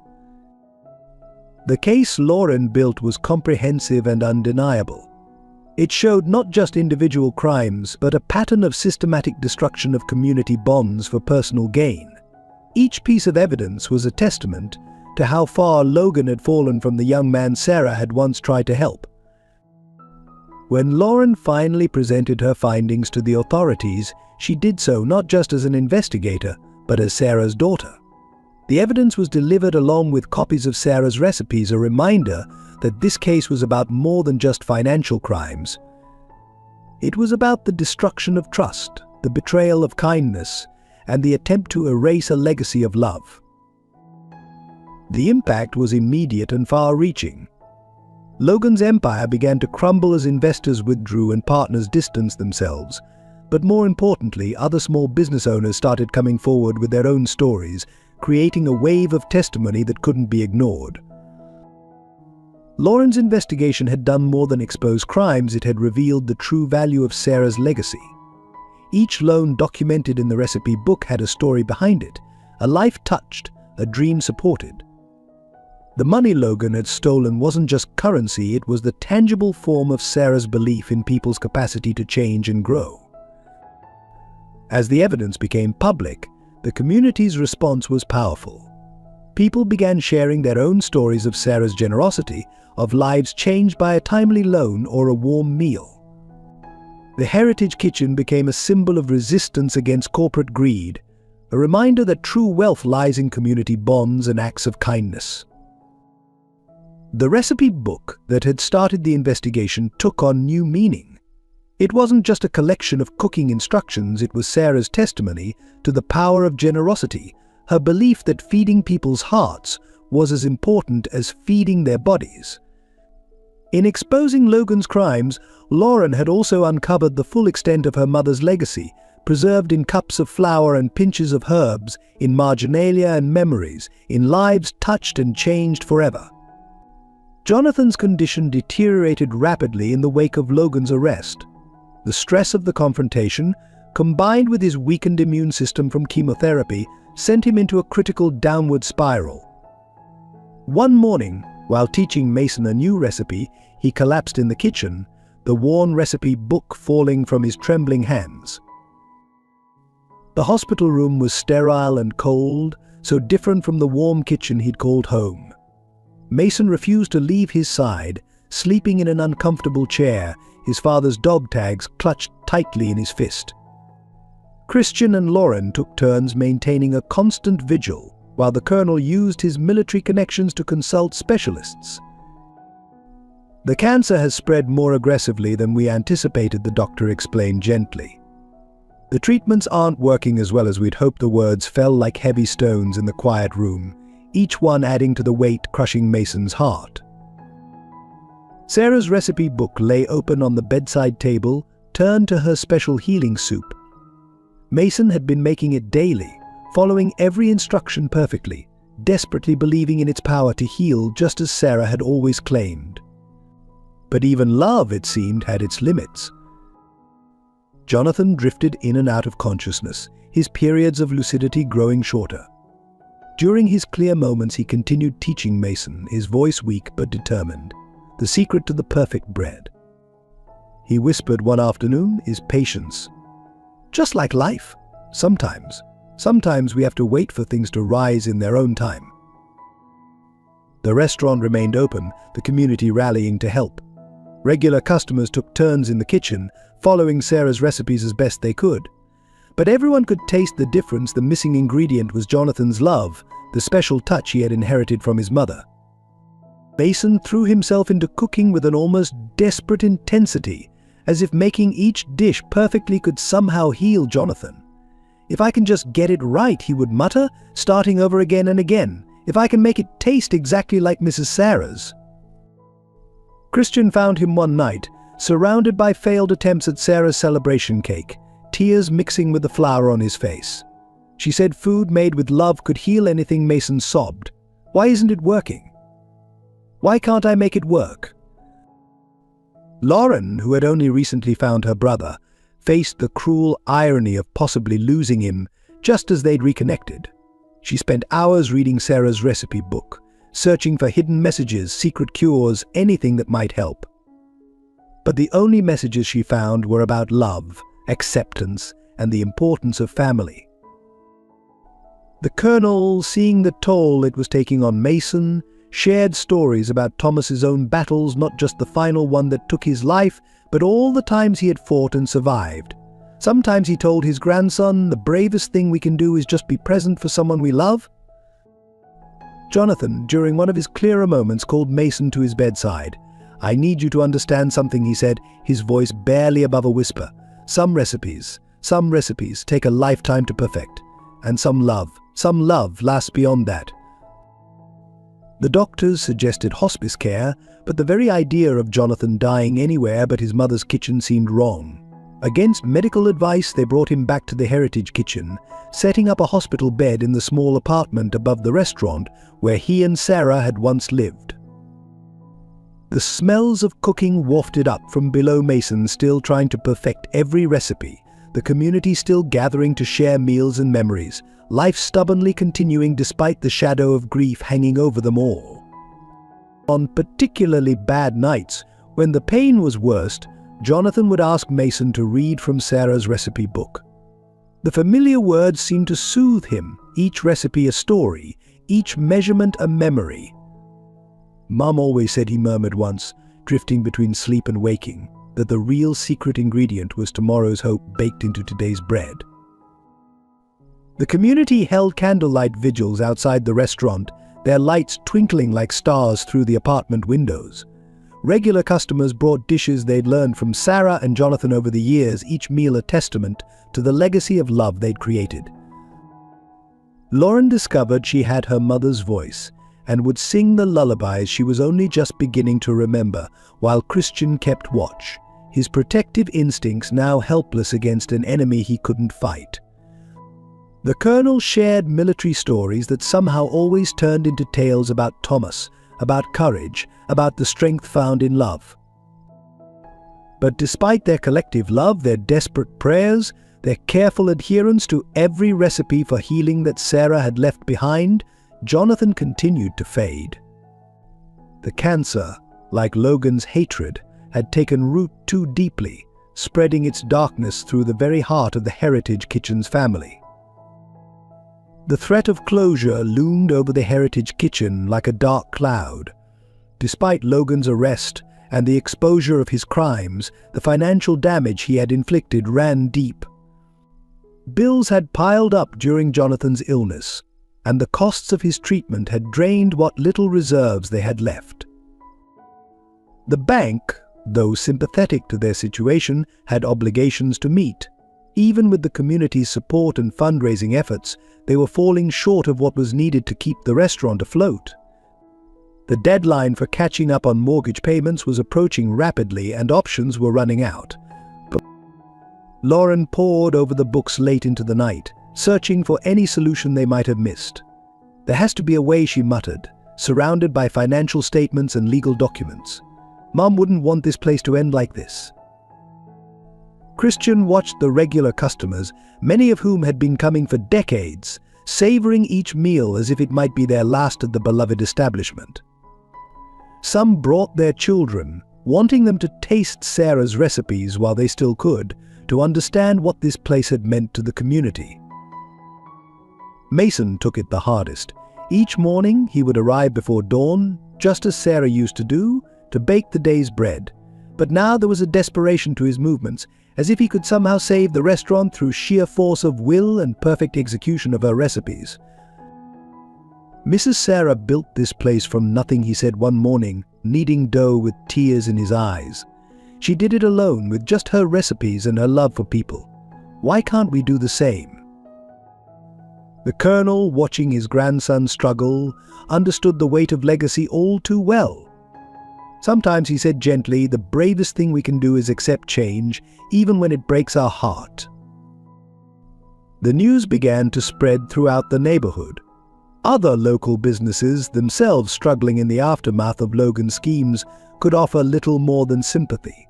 The restaurant that had helped so many through hard times was now facing its own moment of crisis. Mrs. Rodriguez, their longest-standing customer, brought in a jar full of saved coins. "It's not much," she said, her voice shaking, "but this place fed my children when I couldn't. I've been saving for years, just in case." The gesture, though touching, highlighted the cruel reality they faced. The amount needed was far beyond what their loyal but modest community could provide. Even selling everything of value wouldn't generate enough to save the restaurant. Lauren discovered that some of Logan's former associates, sensing an opportunity, were already making plans to convert the space into an upscale wine bar. The very thought of Sarah's kitchen being transformed into something so contrary to her vision was almost unbearable. Christian found himself walking through the dining room at night, remembering all the moments of healing and hope that had occurred within these walls. The table where homeless veterans found hot meals and respect. The corner booth where troubled teens could always find a sympathetic ear. The counter where Sarah had once served a young, hungry Logan, believing in his potential for good. The staff, loyal to the end, offered to work without pay, but Jonathan, even in his weakened state, refused. Mom believed in treating people with dignity, he insisted. We won't dishonor that, even now. Mason spent hours in the kitchen, cooking each of Sarah's recipes one last time, methodically documenting every detail, every subtle variation, every secret that made them special. Even if we lose the restaurant, he said, his voice thick with emotion, we can't lose the heart of what she created. The health department, now under new leadership following Lauren's investigation, granted them every possible extension. But regulations were regulations, and without proper funding to maintain standards, they couldn't operate indefinitely. The final blow came when they received notice that the building's infrastructure needed major repairs they couldn't possibly afford. The same walls that had witnessed countless moments of joy and comfort were now literally crumbling around them. Lauren found herself standing in the kitchen late one night, touching the worn surfaces her mother had once touched, breathing in the familiar smells that were now tinged with the bitter scent of ending. "I'm sorry, Mom," she whispered to the empty room. "I'm sorry we couldn't protect your dream." The community began planning a farewell celebration, though no one could bring themselves to call it that. They would gather one last time in the place that had been more than a restaurant. It had been a sanctuary, a school of life, a home for the heartbroken and the hopeful alike. But even as they faced the seemingly inevitable end of the Heritage Kitchen, none of them could quite believe that Sarah's legacy could truly be confined to just a building. Something this precious, this deeply woven into the fabric of so many lives, had to find a way to survive. Christian's injury from protecting Mason had more severe consequences than anyone initially realized.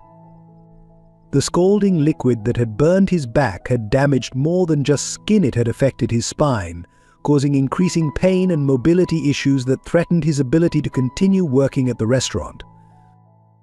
The doctor's prognosis was grim. Without extensive surgery and rehabilitation procedures far beyond what their insurance would cover, Christian faced the possibility of permanent disability. And the proud protector, who had once moved with the grace of a martial artist, now struggled to carry even a single plate without wincing in pain. Lauren found him one morning, before dawn, practicing his old martial arts forms in the empty dining room, each movement a battle against his failing body. "I won't let them win," he gasped through the pain. "I can't let everyone down," she watched, her heart breaking, as he stumbled and caught himself on a table. Mason blamed himself for Christian's condition. "If I had been stronger, faster, more aware," he would say, the guilt eating at him. The boy who had finally found family now feared he was the cause of its unraveling. Christian tried to reassure him, but the pain evident in every movement undermined his words of comfort. The injury affected more than just Christian's physical abilities. His nightmares returned memories of the fire that destroyed his martial arts school, now mixed with the terror of the restaurant attack. Lauren would find him awake at odd hours, standing guard over the restaurant despite his pain, determined to prevent any further harm to their family. The colonel, recognizing the symptoms of trauma from his military experience, tried to help. "A warrior's strength isn't just in his body," he told Christian.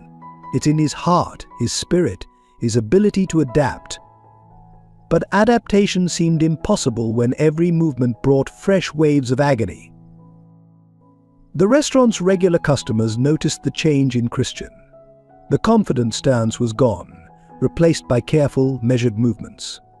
Some offered referrals to specialists, others started a separate fund for his medical expenses, but the costs remained overwhelming.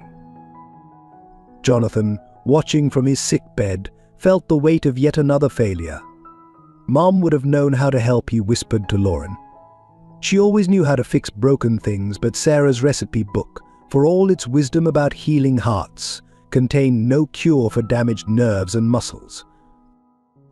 The physical therapy sessions were grueling, each small improvement purchased with hours of pain. Christian pushed himself too hard, too fast, desperate to return to his role as the restaurant's protector. The setbacks were frequent and demoralizing. Lauren watched the man she loved struggle with basic tasks he had once performed effortlessly. Their dancing in the kitchen became a distant memory as Christian could barely stand for long periods.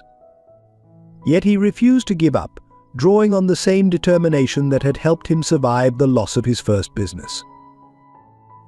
The most difficult moment came when Christian dropped an entire tray of Sarah's special soup, the crash echoing through the restaurant like a gunshot. The silence that followed was deafening. Mason rushed to help clean up, but Christian waved him away, struggling to his knees despite the pain to clean the mess himself. "I'm supposed to be the strong one," he said later that night, his voice breaking as Lauren helped him with his therapy exercises. "How can I protect anyone when I can barely protect myself?" The medical bills mounted alongside the restaurant's other financial troubles. Christian insisted on continuing to work despite the doctor's orders, each shift a testament to his stubbornness and devotion to the family he'd found at the Heritage Kitchen. Mason began studying physical therapy techniques, spending his free time learning exercises that might help Christian. The boy who had once needed protection now became a protector himself, though the role reversal weighed heavily on both of them. The community watched as one of their strongest defenders struggled with this invisible battle. Regular customers learned to wait patiently as Christian moved more slowly between tables, their loyalty unwavering even as service times increased. Yet through it all, Christian refused to break. Each morning he would arrive early to practice his movements, each day a new battle against pain and limitation. The warrior spirit that had once expressed itself in martial arts now showed in his simple refusal to give up. Sometimes he told Mason during one particularly difficult day, strength isn't about being unbreakable. It's about continuing even when you're broken. The words seemed to echo Sarah's wisdom about resilience and love being stronger than any hardship. But as the days wore on, it became increasingly clear that Christian's injury, like Jonathan's illness and the restaurant's financial troubles, was another crack in the foundation of the family they had built. Each struggle seemed to compound the others, threatening to collapse the delicate balance they had maintained. Lauren's revelation of her identity as Jonathan's sister came at a crucial moment during what seemed to be Jonathan's darkest hour. As he lay in his hospital bed, growing weaker by the day, she finally pieced together the last fragments of their shared past from Sarah's recipe book. The breakthrough came through a series of birthdays marked in the margins of specific recipes. Each date corresponded to a significant moment in Lauren's early life, her first steps, her first words, the last day Sarah had seen her. The recipes themselves told a story: comfort foods made during custody battles, celebration cakes never served, holiday dishes prepared for family gatherings that remained incomplete.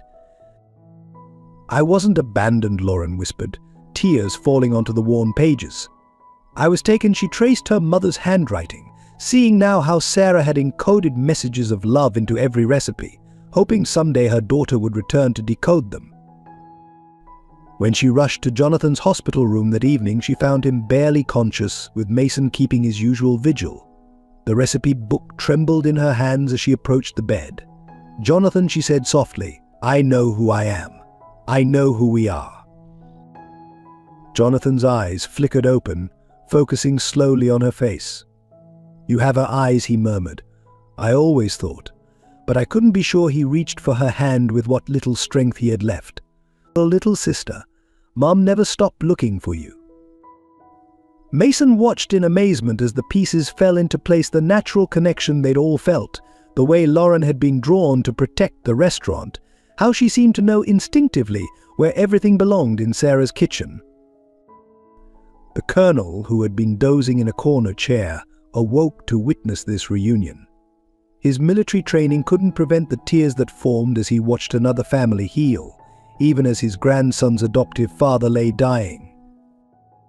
Christian arrived shortly after, having closed the restaurant early. He found Lauren curled up beside Jonathan's bed, both siblings poring over the recipe book together. Jonathan was pointing out special notes Sarah had made about Lauren, her favorite foods, her allergies, the special way she used to dance while Sarah cooked. "She made this cake," Jonathan explained, his voice stronger than it had been in days, "every year on your birthday, even after she got sick. She said we had to be ready in case you came home." The recipe was stained with what looked like teardrops from years past. Lauren discovered that her earliest memory, the warm kitchen filled with the smell of baking bread and the sound of a woman's soft singing, wasn't a dream at all. It was Sarah, their mother, preparing her special recipe while holding her daughter close. "I remember the lullaby," Lauren said suddenly, starting to hum a familiar tune. Jonathan's eyes widened as he joined in. It was the same melody Sarah had sung in the kitchen every day, a song of love and hope for her lost daughter. The revelation seemed to breathe new life into Jonathan. He began sharing stories about their childhood, about the day Lauren was taken, about Sarah's relentless efforts to find her. Each memory was tied to a recipe: the cookies she'd packed for Lauren's first day of preschool, the soup she made when Lauren had a cold, the special birthday cake that was their last meal together as a complete family. Mason, listening intently, recognized the patterns in Sarah's cooking, the way she used food to heal, to remember, to keep love alive. It was the same way Jonathan had taught him, the same legacy he was now carrying forward. Christian watched Lauren absorb each revelation, seeing her professional facade crumble as she reclaimed her true identity. The strong, independent investigator allowed herself to be vulnerable, to be part of something bigger than herself, to be Sarah Walker's daughter again. The nurses who came to check on Jonathan found themselves working around this impromptu family reunion.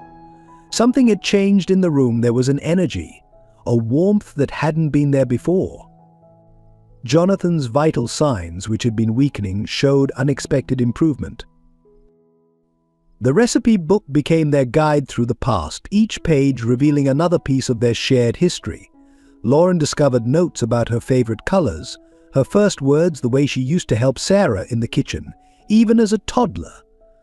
Sarah had documented everything, preserving these memories like precious ingredients in her recipes. But she never lost hope, Jonathan said, holding his sister's hand. Even at the end, she believed you'd find your way back to us, he smiled weakly. And you did. You found our kitchen, just like she said you would.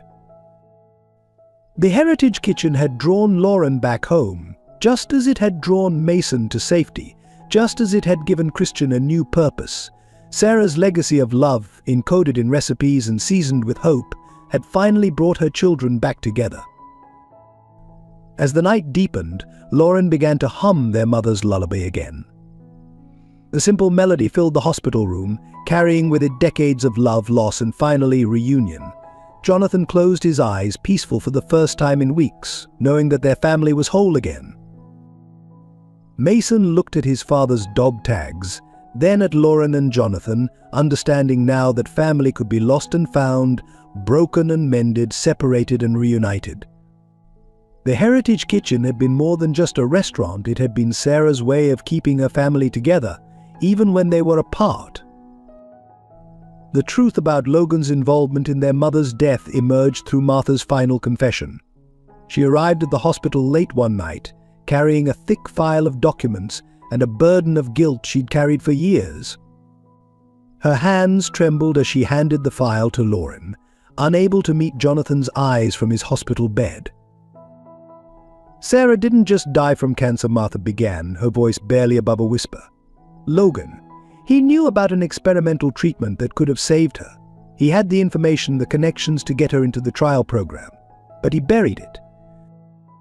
The documentation was damning. Emails, medical records, and private correspondence revealed how Logan had intercepted information about the treatment, fearing that if Sarah recovered, she would demand repayment of his loan.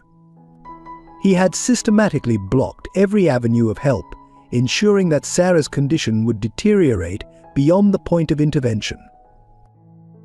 Jonathan's reaction was devastating to watch. His already weakened body seemed to collapse in on itself as he learned the full extent of his former friend's betrayal. She could have lived, he whispered, the words falling like stones in the quiet room. She could have met Mason, seen Lauren come home. Mason, who had been heating Sarah's healing soup in a thermos, dropped it upon hearing the news. The sound of shattering glass echoed through the hospital room like a gunshot. The soup Sarah's recipe for healing spread across the floor, a painful symbol of what Logan had destroyed. Lauren, her investigator's composure cracking, read through the documents with shaking hands. There were records of Logan's deliberate manipulation of Sarah's medical insurance, his interference with her doctors, his careful orchestration of her decline. Each page revealed a new layer of calculated cruelty. Christian, still moving carefully due to his injuries, gathered Mason into his arms as the boy broke down. She could have been here, Mason sobbed. She could have taught me herself. She could have seen me become a chef. The colonel, who had been standing guard by the door, moved to examine the documents with his military precision. This isn't just unethical, he stated grimly. This is criminal negligence, possibly manslaughter. He killed her as surely as if he'd used a weapon. Martha continued her confession, revealing how Logan had celebrated when news of Sarah's death reached him. He said it was convenient timing, those were his exact words. He was already planning to take over the restaurant even before she was gone. More devastating details emerged. Logan had been present at the hospital during Sarah's final days, playing the role of concerned friend while actively preventing information about the treatment from reaching Jonathan. He had even consoled Jonathan at the funeral, all while knowing his own role in Sarah's death. The recipe book, lying open on Jonathan's bedside table, seemed to take on new meaning. Sarah's careful documentation of each recipe, her notes about healing and hope, had been her way of fighting against the darkness Logan had created around her. Even as he worked to destroy her, she had continued to create, to nurture, to love. Lauren discovered entries in Sarah's personal diary, hidden within the recipe book's pages, that showed she had suspected something was wrong. "Someone is blocking my calls to the research hospital," one entry read. Logan offers to help, but things only get worse. "Still, I must believe in the good in people. That's what I've always taught my children." The truth sparked a fire in Jonathan that seemed to temporarily overcome his illness. "She never lost faith in people," he said, his voice stronger than it had been in days. "Even when she knew something was wrong, she kept trying to help others. That was her real legacy." Mason, wiping his tears, stood straighter. "Then we have to do the same," he declared. "We have to make sure everyone knows the truth, but we also have to keep her spirit of kindness alive. That's how we truly honor her." Martha provided one final piece of evidence, a recording of Logan bragging about his manipulation of Sarah's situation to potential investors. The old lady was too trusting for her own good, his voice sneered from the device. Sometimes kindness is just weakness waiting to be exploited. The revelation of Logan's true nature brought a strange kind of peace to the hospital room. The monster they had been fighting had finally shown his full face, and in doing so, had revealed the true strength of Sarah's legacy. Her kindness hadn't been weakness, it had been a form of courage that Logan could never understand. Lauren gathered the evidence carefully, her hands steady now with purpose. Mom's recipes were about healing, about bringing people together, she said. Logan tried to use that against her, but in the end it's what will bring him down. The truth always rises, just like her bread. The night ended with an unlikely moment of healing.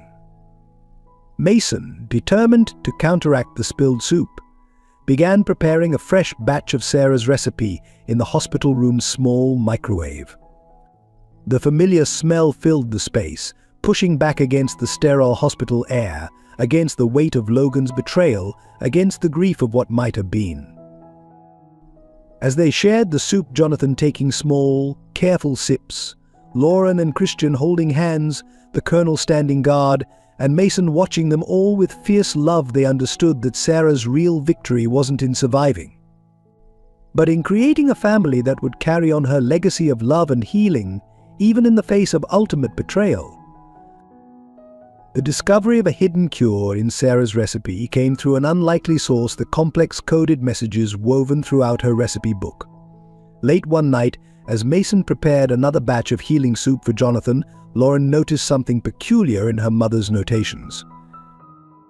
These aren't just measurements, she realized, comparing different versions of the same recipe across years. They're chemical compounds her investigators' training kicked in as she began to decode the careful annotations Sarah had made in the margins. The Colonel, with his military background in biochemistry, a fact he'd never mentioned before, recognized the pattern immediately. These combinations, they're similar to experimental cancer treatments I encountered during my service. Your mother was a brilliant woman. Hidden within Sarah's most powerful healing recipes was a natural treatment protocol she had been developing before her death. Each ingredient had been carefully chosen not just for its culinary properties, but for its medicinal value. The proportions, the cooking methods, even the serving temperatures were precisely calculated for maximum therapeutic effect. Mom was working with a research hospital, Jonathan revealed weakly from his bed. She never told anyone because she didn't want to give false hope, but she was close to something the pharmaceutical companies couldn't patent because it used only natural ingredients. Mason's hands trembled as he realized he'd been unknowingly preparing elements of this treatment every time he made Sarah's special recipes. The healing soup, the restorative teas, the specific combinations of herbs and spices, they weren't just comfort food, they were medicine. Lauren worked through the night with the Colonel, decoding Sarah's notes. Martha, still making amends for her role in Logan's schemes, brought research files she'd secretly saved from the hospital where Sarah had been treated. The pieces began falling into place. This is why Logan interfered with her treatment, Christian said, understanding dawning in his eyes. He didn't just want to avoid repaying the loan, He was protecting his investments in pharmaceutical companies that would have lost millions if Sarah's natural protocols became known. The decoded recipes revealed a comprehensive treatment approach that combined traditional healing wisdom with modern medical understanding. Sarah had documented everything meticulously, case studies disguised as customer testimonials, treatment responses hidden in recipe reviews. Mason, with his intimate knowledge of Sarah's cooking techniques, became crucial to implementing the protocol. The timing has to be exact, he explained, preparing the components with surgical precision. Just like Mrs. Sarah always taught me, every step matters, every ingredient has its moment. The hospital's oncology team was skeptical at first, but the Colonel's military credentials and Lauren's methodical evidence presentation convinced them to try. Jonathan began receiving Sarah's protocol alongside his conventional treatment, each dish prepared exactly according to his mother's hidden instructions. Gradually, impossibly, Jonathan began to improve. His blood work showed changes that amazed his doctors. The aggressive cancer that had been winning began to retreat. Sarah's final gift to her son, hidden in plain sight among her recipes, was fighting for his life. The discovery spread hope throughout the Heritage Kitchen's extended family. Regular customers who had been facing their own health battles began requesting specific dishes, not knowing they were receiving carefully calibrated natural medicines along with their meals. Lauren found herself crying over the recipe book, understanding now why her mother had been so precise, so insistent on exact measurements and methods. She wasn't just teaching us to cook, she told Mason. She was teaching us to heal. The Colonel helped document everything properly this time, ensuring Sarah's work would be validated by the medical community. His military connections proved invaluable in navigating the complex world of medical research and clinical trials. Christian, despite his own injuries, took on the task of organizing the kitchen to properly prepare these healing meals. Each dish required perfect timing, specific temperatures, exact proportions. It was like conducting a symphony of healing, with Mason as the lead virtuoso. The most powerful moment came when they found Sarah's final note, hidden in the binding of the recipe book. To my children. It read, "I leave you not just recipes, but hope. In these pages is everything I learned about healing body and soul. Trust in the wisdom of nature, in the power of love, and in the strength of family. Some ingredients can't be measured, but they're the most important ones." As Jonathan's condition improved, the true scope of Sarah's legacy became clear. She hadn't just created recipes, she had developed a revolutionary healing protocol disguised as a collection of comfort food. Her kitchen hadn't just been a restaurant, it had been a research laboratory of love and natural medicine. The Heritage Kitchen took on a new dimension, becoming a place where traditional wisdom and modern medicine worked together. Sarah's recipes, finally understood in their full complexity, began helping others just as she had always intended.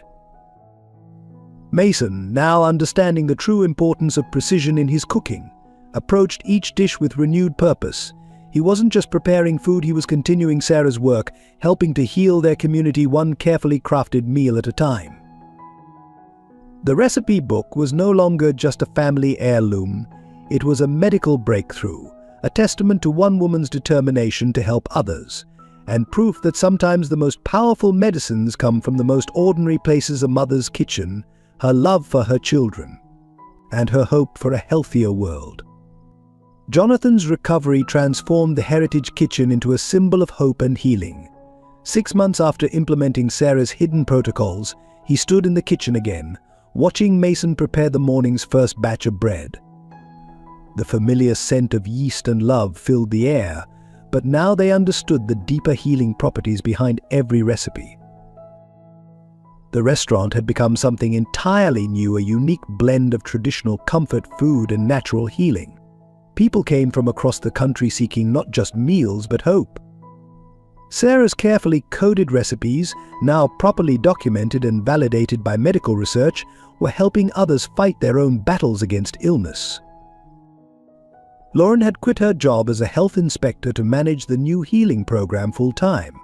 Working alongside the colonel, she coordinated with medical professionals to ensure each patient received the exact combinations Sarah had prescribed.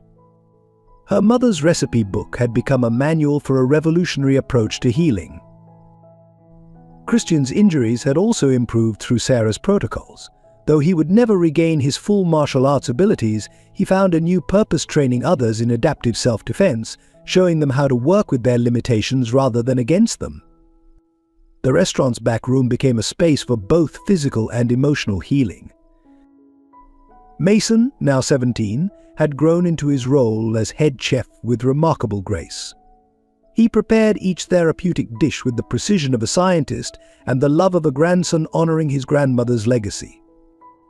Under his guidance, the kitchen staff learned to view cooking as both an art and a healing practice.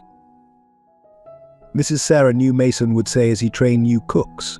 She knew that healing isn't just about medicine. It's about love, attention, and the belief that every ingredient has a purpose. His dedication to maintaining her exact standards had made him one of the most respected therapeutic chefs in the country. The colonel's military connections had helped establish a research foundation in Sarah's name.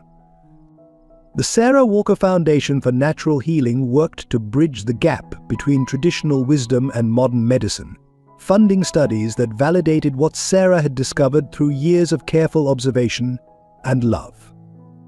Regular customers still came for their favorite comfort foods, but now they understood why certain dishes had always made them feel better. Mrs. Rodriguez's arthritis improved with Sarah's special soup. The veterans who gathered for weekly dinners found their PTSD symptoms easing after meals prepared according to specific recipes. Jonathan, fully recovered, took on a new role as the restaurant's heart. He shared stories of Sarah's wisdom, helped coordinate the healing program, and ensured that every person who walked through their doors felt the same love and acceptance his mother had always offered. The community that had rallied to save the Heritage Kitchen now worked together to expand its mission. Local farmers provided organic ingredients grown to Sarah's specifications. Medical professionals collaborated with the kitchen staff to track results, but other restaurants began requesting training in therapeutic cooking techniques. Lauren found herself growing closer to her rediscovered family with each passing day. The hole in her heart that she'd never understood was finally filled.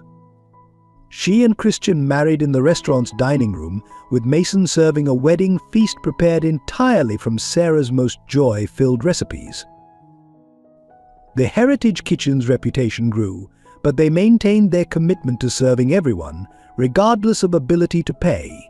Just as Sarah had done, they kept aside portions for those in need, believing that healing should never be denied due to financial circumstances. The restaurant's walls now displayed not just family photos but documented success stories, X-rays showing unexpected recoveries, letters from grateful patients, scientific papers validating Sarah's methods. Yet among these achievements, Sarah's original portrait remained central, her gentle smile watching over the legacy she'd created. Most importantly, the spirit of love and acceptance that Sarah had instilled continued to grow.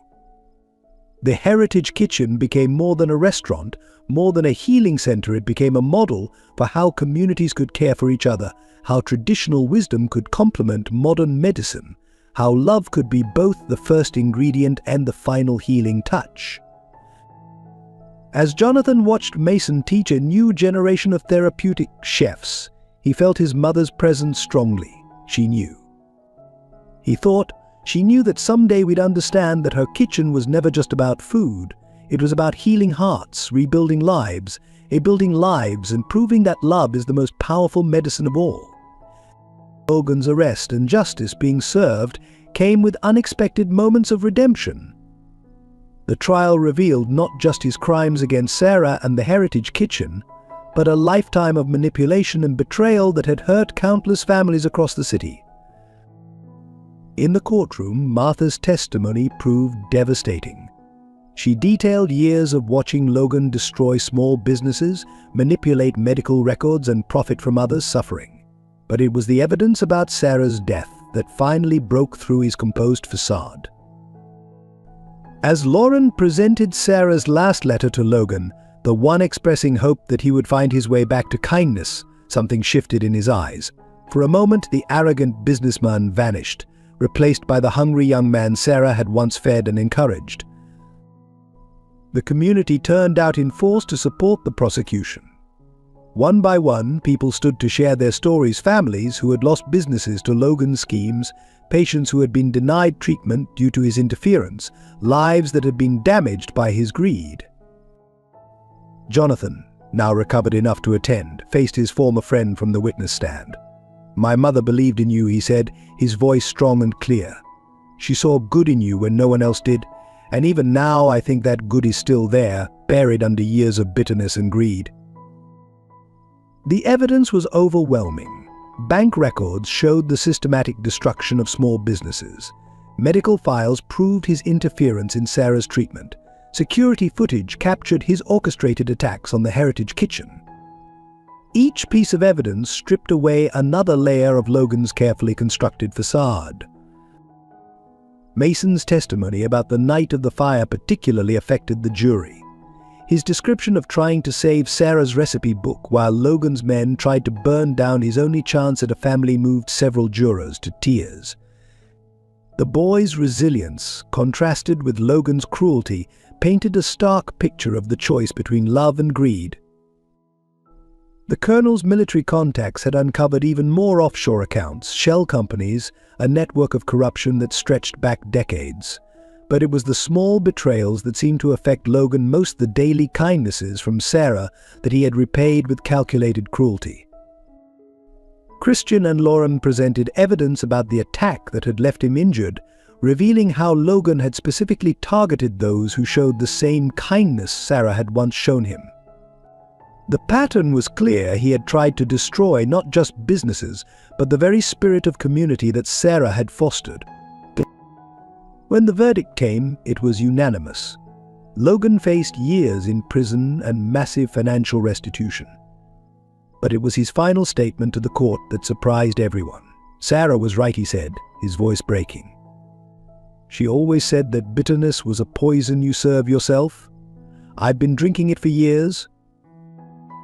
The Heritage Kitchen community showed Sarah's spirit even in victory.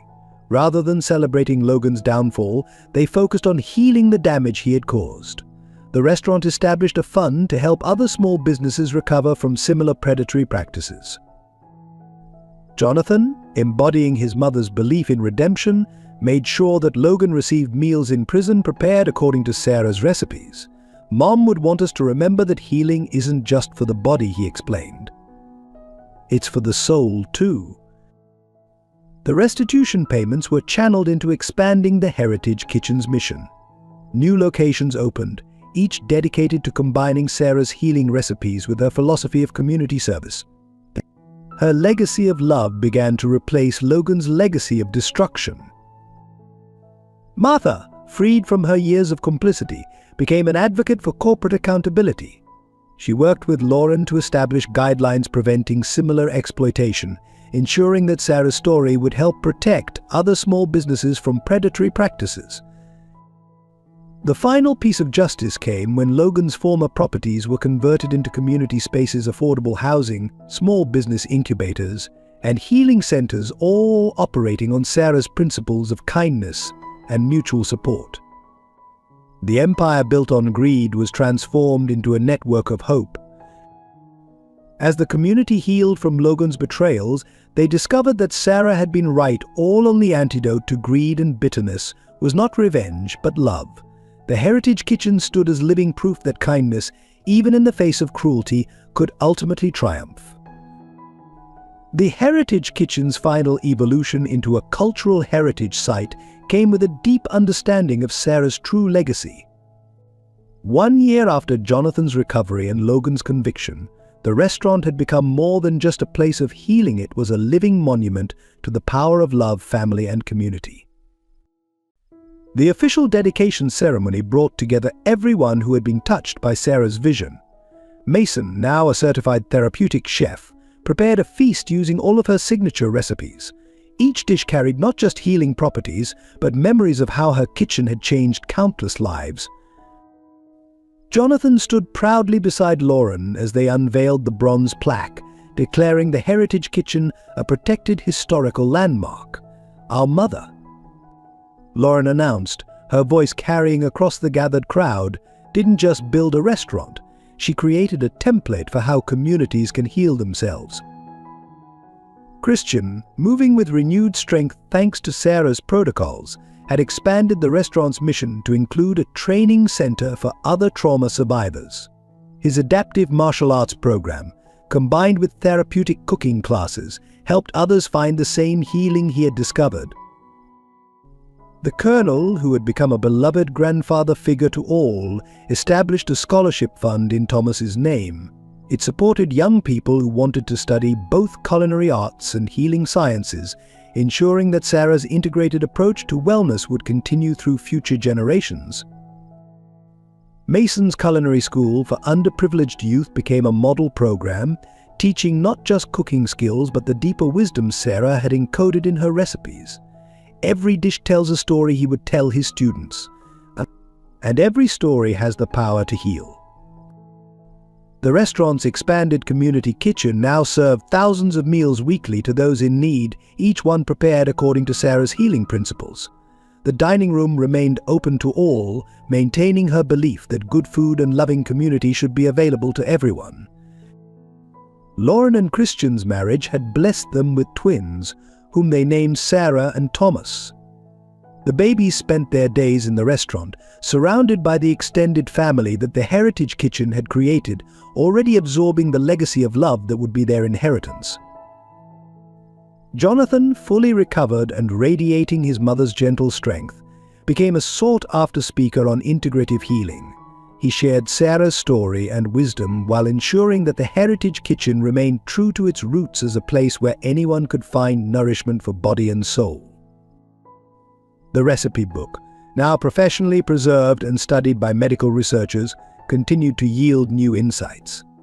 Sarah's brilliant combination of traditional wisdom and innovative healing protocols revolutionized approaches to therapeutic nutrition. Yet its greatest lessons remained the simplest: that love is the most powerful medicine, and family can be found in unexpected places. Regular customers became part of an extended family, each with their own story of healing and hope.